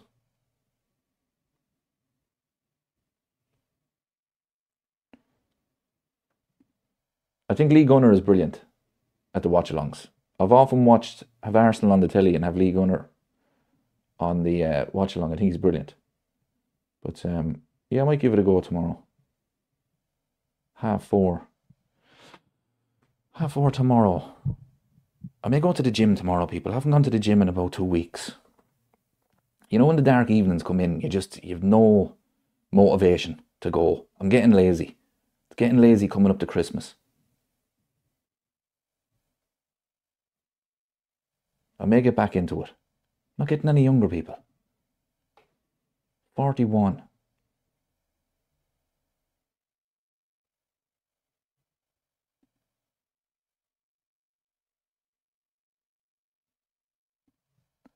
See, you have no fans. So cover their watch-alongs and soak up the subs. City are building on to the Etihad. That's crazy. That is crazy.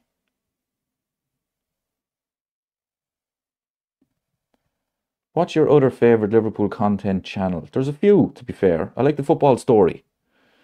I think he's good. Anfield Agenda, I think, is very good. I mean, you have to respect him. He's got over 300,000 subscribers. That's just insane. The Cop TV with AGT, I think that's very good.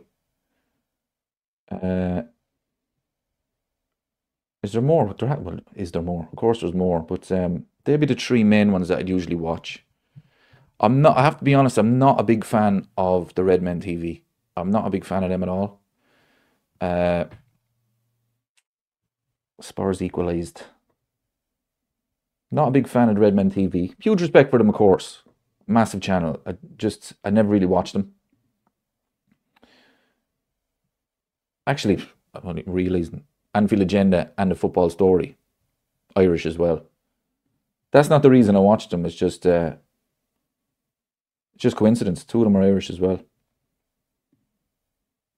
Glenn says, love Cop TV, always chat to the lads when I go over. Yeah, I think they're very good. AGT and Dial.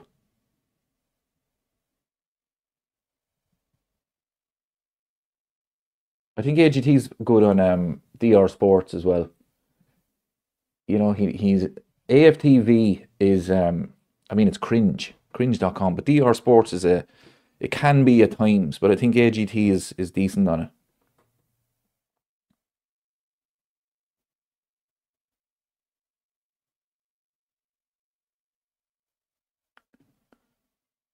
Redmen is too loud. Yeah, it's just not for me. I don't like it. I never check it.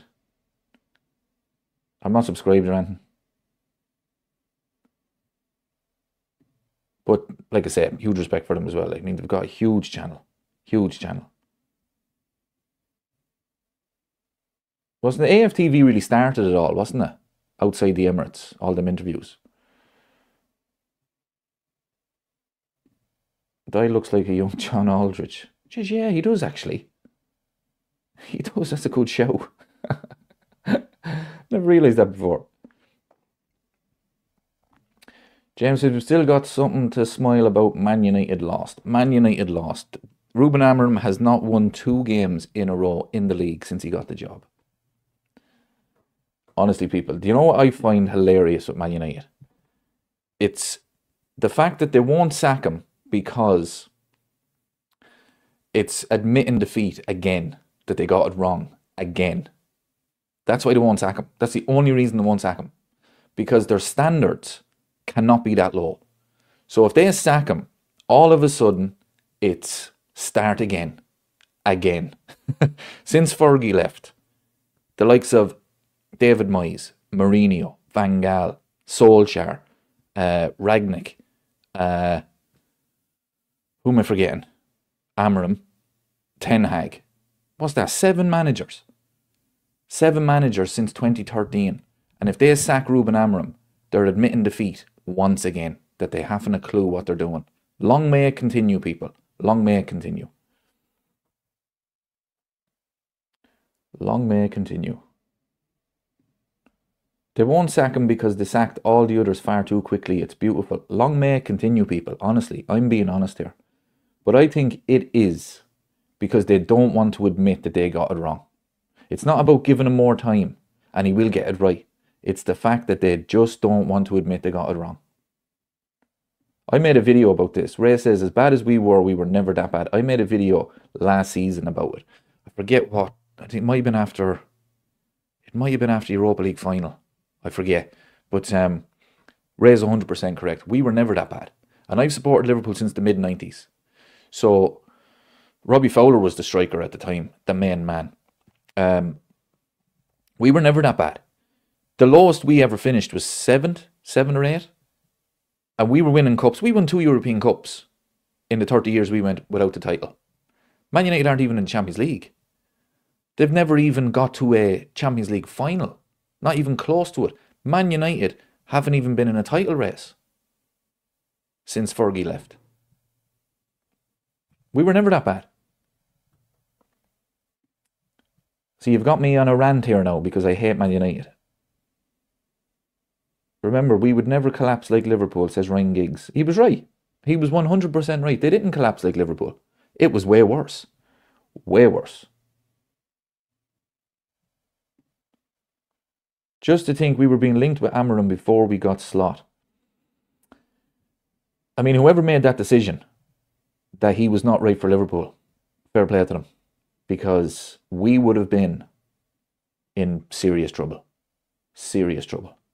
I mean, even no matter what happens this season, say we end up even struggling to get top 4, we always have the Premier League title last season under our new manager, Arne Slot.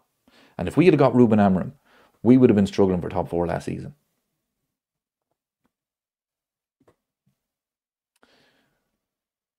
Established 1892 LFC. Hello to you. Welcome to the stream, the chats. This is a good point from Noel again. Noel is flying in with the good comments. We were never as bad as Man United used to be. They never lost their own. They have lost their own self-respect, and we never did. This is fact, because I've been supporting Man United for... Man United. I've been supporting Liverpool for over 30 years. Man United were dominating, right? But Liverpool would always give them a game. Always. At Anfield and at Old Trafford. There was games where we struggled at Old Trafford, but we didn't lose 5-0. We never lost 5-0 at Anfield to Man United. They lost 5-0 at Old Trafford to Liverpool. We never lost 7-0 at Old Trafford. They lost 7-0 to Liverpool. And remember that 4-0 when Mane and Salah absolutely ripped them to shreds in 2022. That was one of my favourite Klopp performances. That never happened to us at Old Trafford. We always gave them a game. Always. Didn't always beat them, of course, but we always gave them a game. And Man United, they've gotten to the stage now, whenever they play Liverpool, it doesn't matter where it is, they always say, another defeat. Oh, here we go. We're going to get destroyed. It didn't matter. It did not matter if we were playing them in a cup game, league game. Whenever we played Man United, we always gave them a game. Man United can't say that. I went to the 99 game when Carras scored 2 for United. I remember that. I remember that well. He scored 2 own goals. We absolutely destroyed Man United in that second half. Destroyed them. We just couldn't score. We could not score. What was your man, the goalkeeper? Taibbi? Was that his name? He had an absolute worldie that day. He was man of the match and he was useless. But against us, he pulled off some unbelievable saves. We destroyed them in the second half. We lost 3-2. But we always gave them a game. Always gave them a game.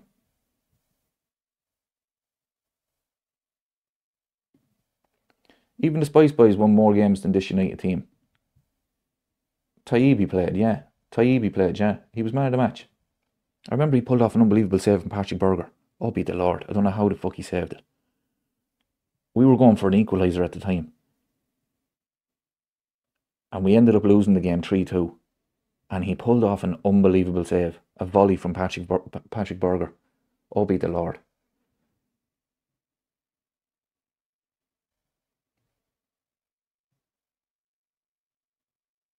And you know what it is as well? You've got me going on a rant here now about Man United.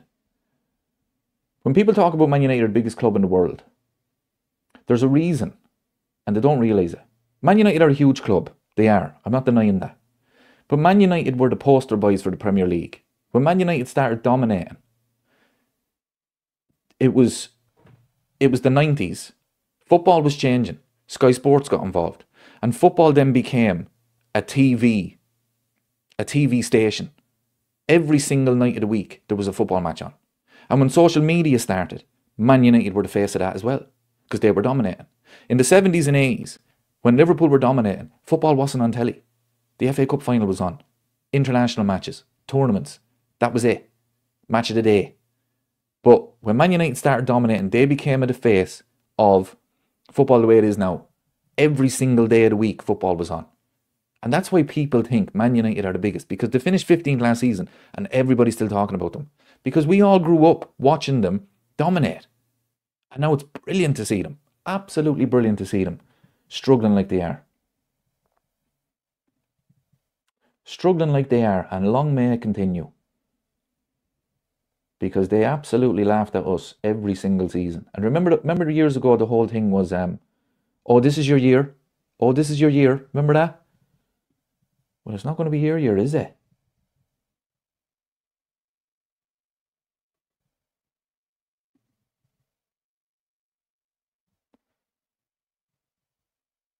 I don't know how they can still claim the biggest club in the world nonsense. Who were they polling? Yeah. But see, it's like I say, they were the face of the Premier League. And that was when football really became a TV show. And they were the face of that. It didn't matter if Man City were the face of that. If Chelsea were the face of that. They would have been seen as the biggest club in the world. If Liverpool would have been dominating in the decades that Man United were, instead of the 70s and 80s, we would have been the face of the Premier League. That's why they think that they're the biggest club in the world.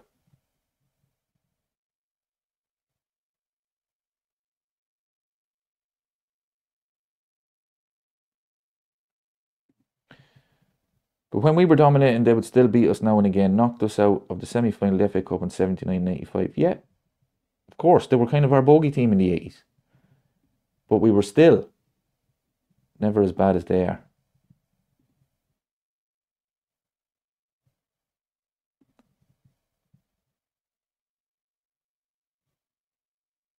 Don't forget Alice, the biggest United content creator, doing Liverpool player ratings a match. Yeah, her channel is very good, to be fair. She speaks a lot of sense about football in general.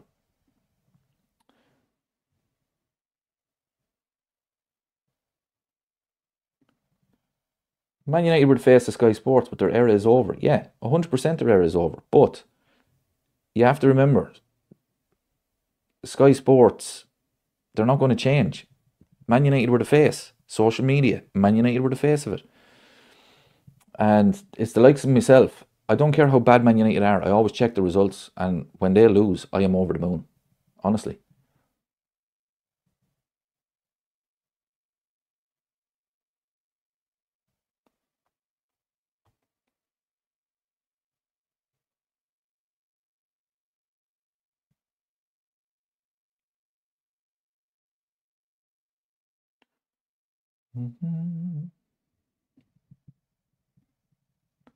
I was delighted when Rush scored his first ever goal versus United when we beat them 2-0 in 92, officially meaning they couldn't win the league.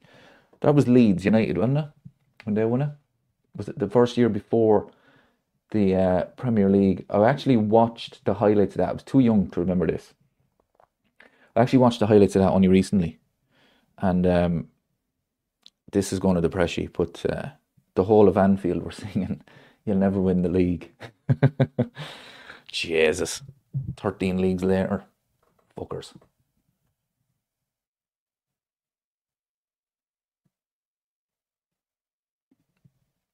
Ray says, I was nearly a Spurs fan, Hoddle, Ardiles, Ricky Villa, until Wheel and Curls won in the 83 Milk Cup final.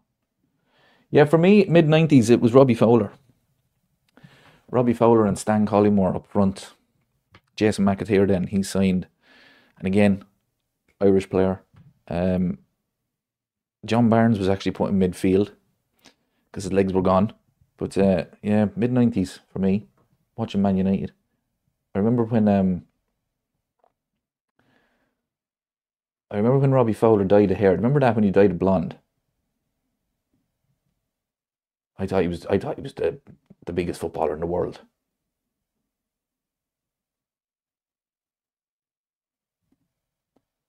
Highway was why I became a Liverpool fan. Keegan was also my hero. I've seen a lot of them old clips. Steve Highway was a great player, wasn't he? And Terry Mack. Keegan as well. Big John Toshak up front. They were some teams.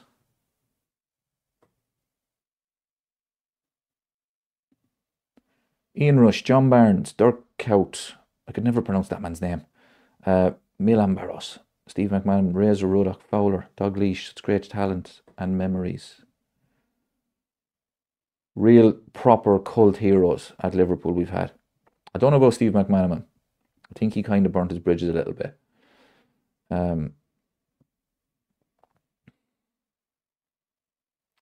This will make you laugh, actually.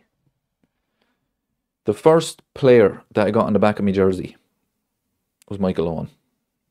Michael Owen. Yeah, I was obsessed with him. And when he went to Man United, no, when he left, actually, I said to myself, I'm never getting a player's name on the back of my jersey again because he ends up leaving Liverpool.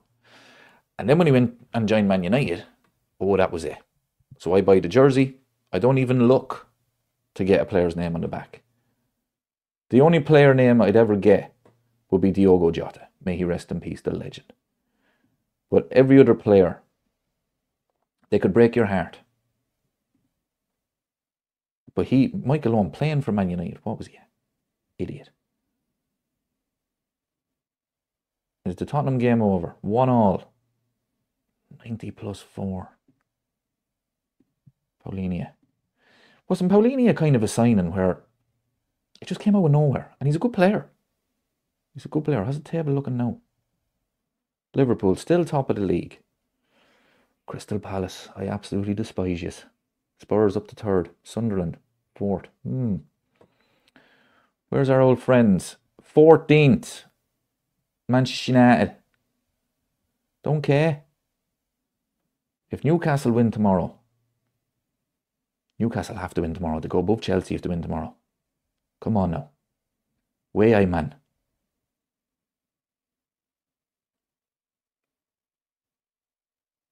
City. Keep an eye on City, people. Arsenal are 7th. Ooh. Still very early though, of course. But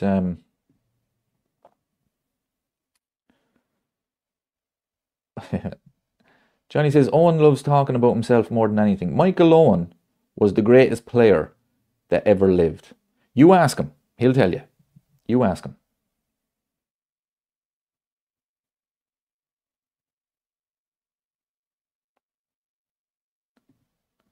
Suarez was immense. See, this is what I was talking about Trent as well, right? Suarez is a hero, a cult hero at Liverpool, but he left, went to Barcelona. And when he came back for that 4-0, the man got booed out of Anfield. And that's the way football should be. That's the way football should be. Some players, they leave, everybody wishes them well and all of that. But no, some players boo them. That's what football's about.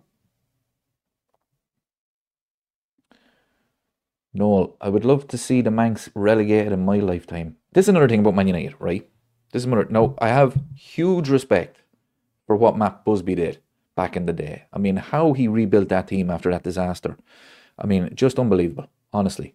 They won the European Cup, was it 10 years after that terrible, terrible event. Honestly, that was just, to do that, that's unbelievable. But 6 years later, they got relegated. They got relegated in 1974. 6 years after we won our first European Cup, we were going for our fourth.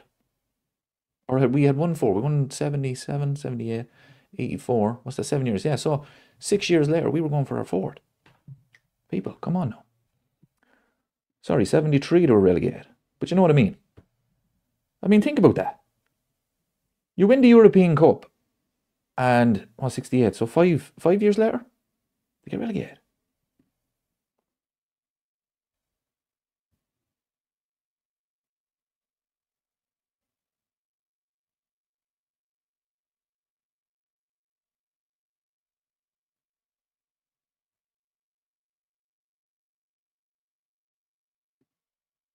Remember Fowler scoring the hat-trick against Arsenal? I think he done it in 3 or 4 minutes. Fastest hat-trick. I think he might still hold that record. I'm not sure. Sadio Mane broke the record when he was at Southampton. Another Liverpool legend. It's funny the way it works out. Sadio Mane, what a player. But you know, for me, and I know Martin Tyler, I know towards the end of his career, but for me, when Fowler scored that hat-trick, I thought Martin Tyler's commentary was absolutely unbelievable. I thought it was unbelievable. But towards the end of his career, shocking. Haha. 73-74 United were relegated. So 1974 they got relegated.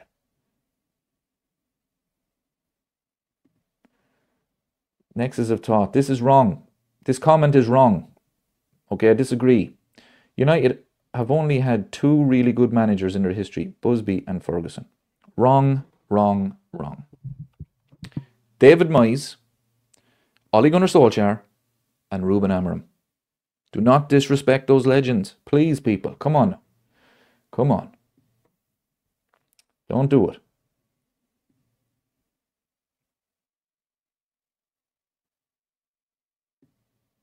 Manx relegated in 2026 would be great. See, this is the thing with Man United. As bad as they are, they always have enough quality to kind of keep them around 15th. So, unfortunately, they're never going to get relegated. And because of the money they have, it doesn't matter how bad they are, they'll always get a manager that will want the job. Like, for example, if Ruben Amorim was to go in the morning, Oliver Glasner there at Crystal Palace, they're second in the league, they're unbeaten since April, 17 games, whatever it is, the man would go to Man United like a shot. He would. So that's unfortunately why they will never get relegated. Yeah, see, this is what I'm talking about. Noel gets it. Ollie at the wheel, another legend. Exactly. Don't be disrespectful now, people. Don't be disrespectful to the legends. David Moyes, they shouldn't have sacked them. And Ruben Amorim.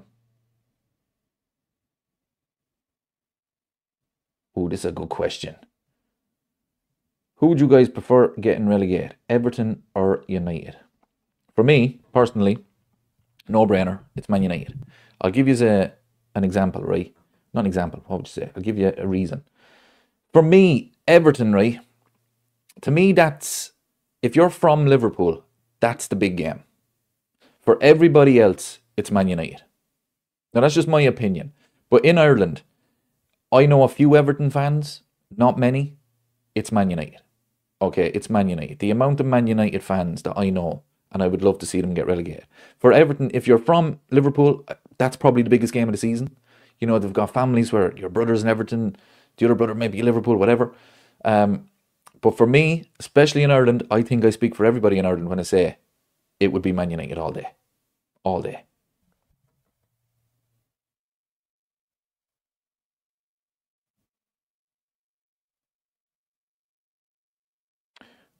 Need to ask you a question, actually. I'm in the last man standing in work, people. Still going. So let's get the fixtures up here.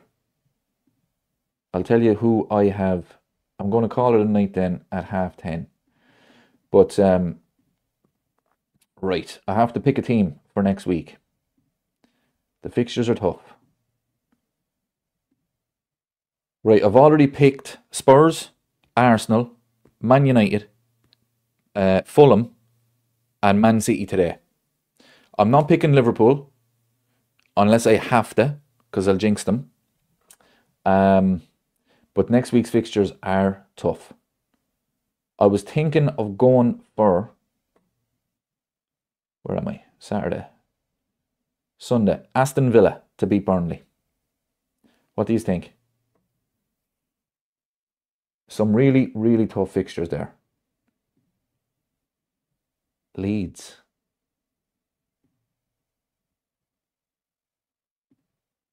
Who are Leeds playing? Leeds. Spurs. No way. No way.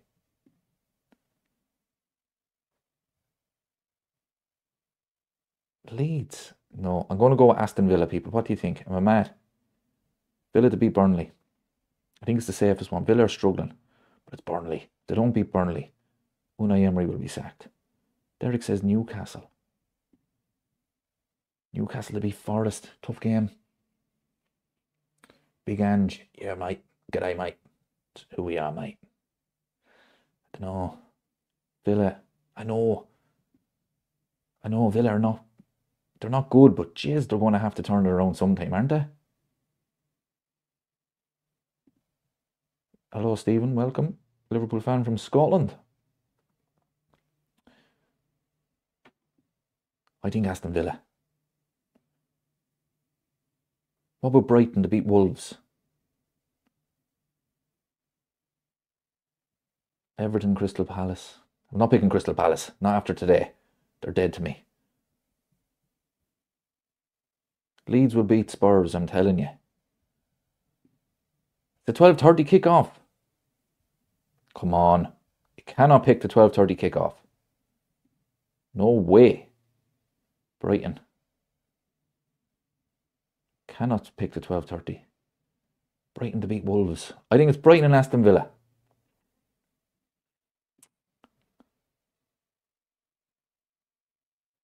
Brighton. Jesus, lads, these are hard. Brighton.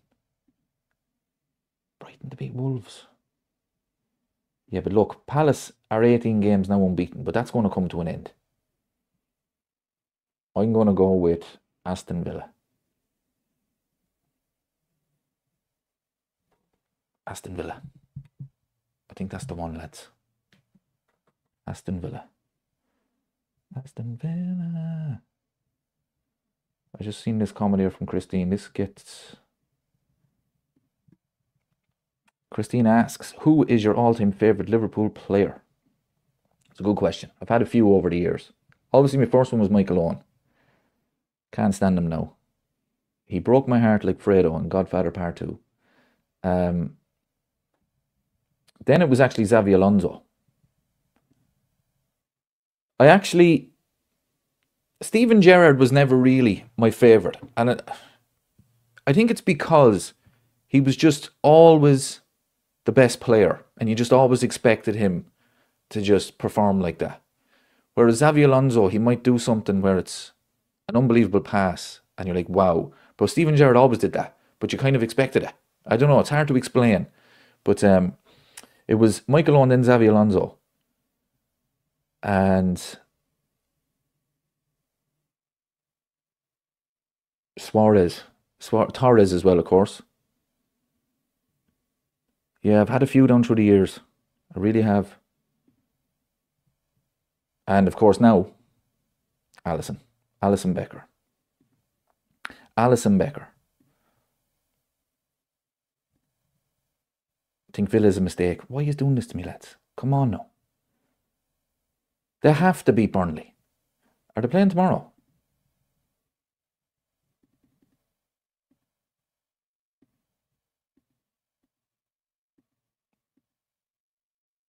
They're playing Fulham tomorrow. That'll be the game they'll win. Wait till you see. Yeah. That will be the game they'll win.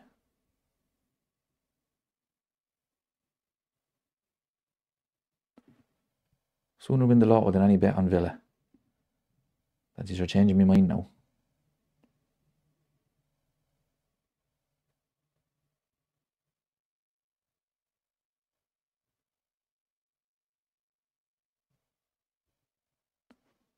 I think I'm going to go with Villa. I'll let you know. I think Villa. This is the furthest I've ever gotten a last man standing, by the way. I'm usually out after the second week. I refuse to pick Liverpool. Not happening. Alright, Jay. Welcome to the chat, my friend.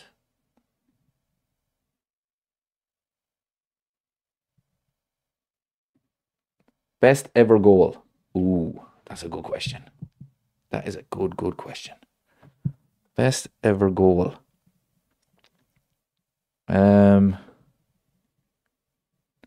Lads, that's too hard. That is too hard.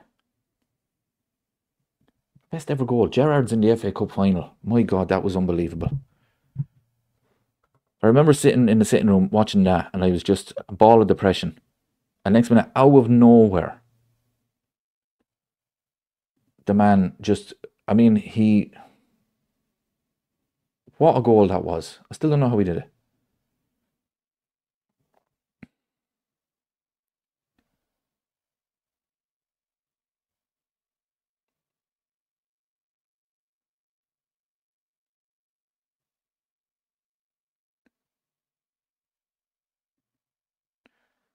We will get Palace out in the cup on the 28th. Honestly, this game was big in so many ways. I hate Crystal Palace now. Absolutely hate Crystal Palace. They're good, to be fair to them. Best ever goal. Jesus, lads, that is a tough one.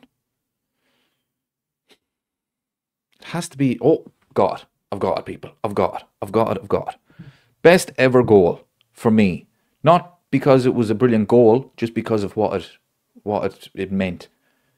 Sadio Mane's header against Aston Villa in 2019. That was the goal that I knew we were winning the league. That was the goal. I knew we were winning the league.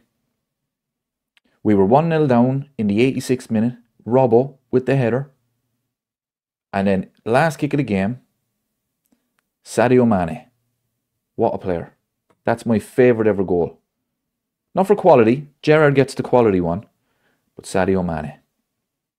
What a player.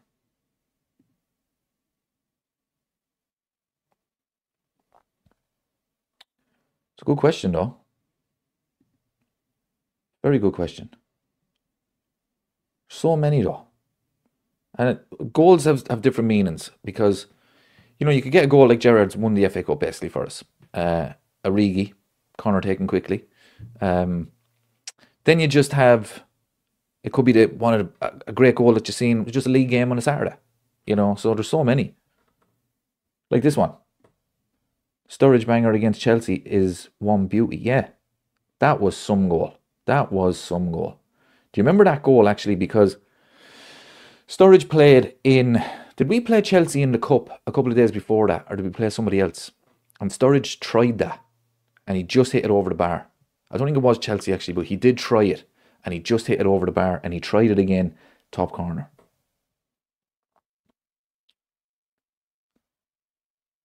Somebody mentioned Alisson's header.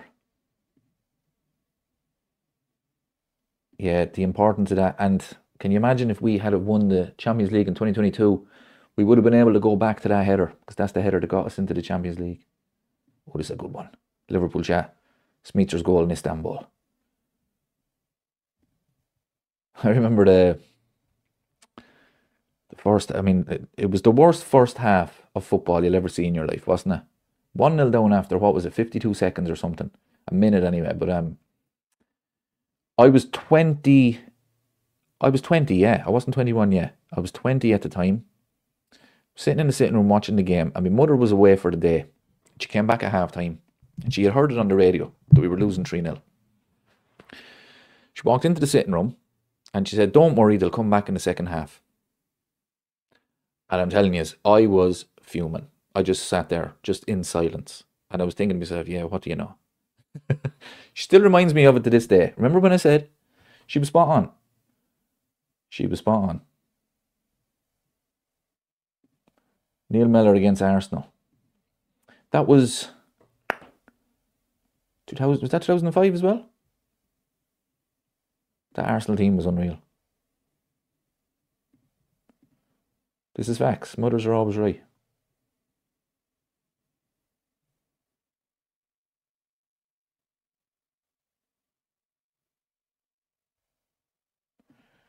I mean, nothing beats the miracle of Istanbul. This is facts. And you know what was even sweeter about it? Look, I know I've mentioned it a few times. I despise Manchester United. But the fact that we have had the best comeback in Champions League history. Ever. And it will never be topped. Because when they beat Bayern Munich, they won the game in injury time. Fine. They needed 1 goal, people.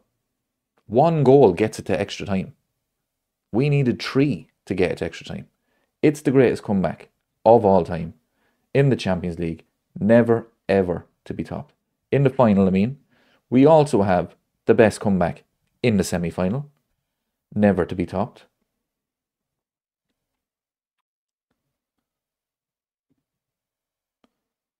Look for best goal. Look for Terry Mack's goal versus Spurs. Yeah.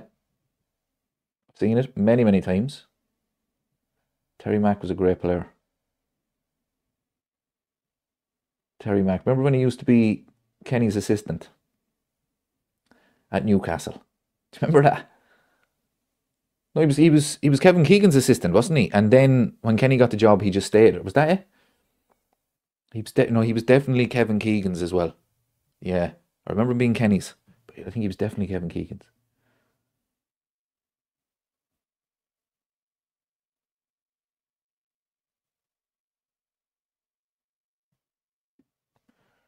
I'll never forget the feeling of beating Chelsea in that semi-final of 2005. The miracle of Istanbul kept the flame alive. Do you remember Gudjonsson's shot at the end? If I didn't have a heart attack then, I never will.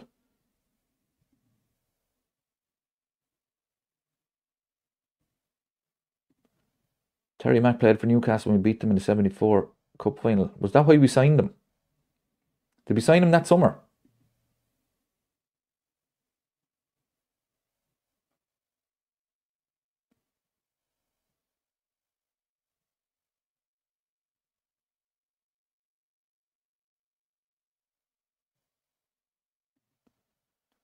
AC Milan had really good players as well, and we overturned them.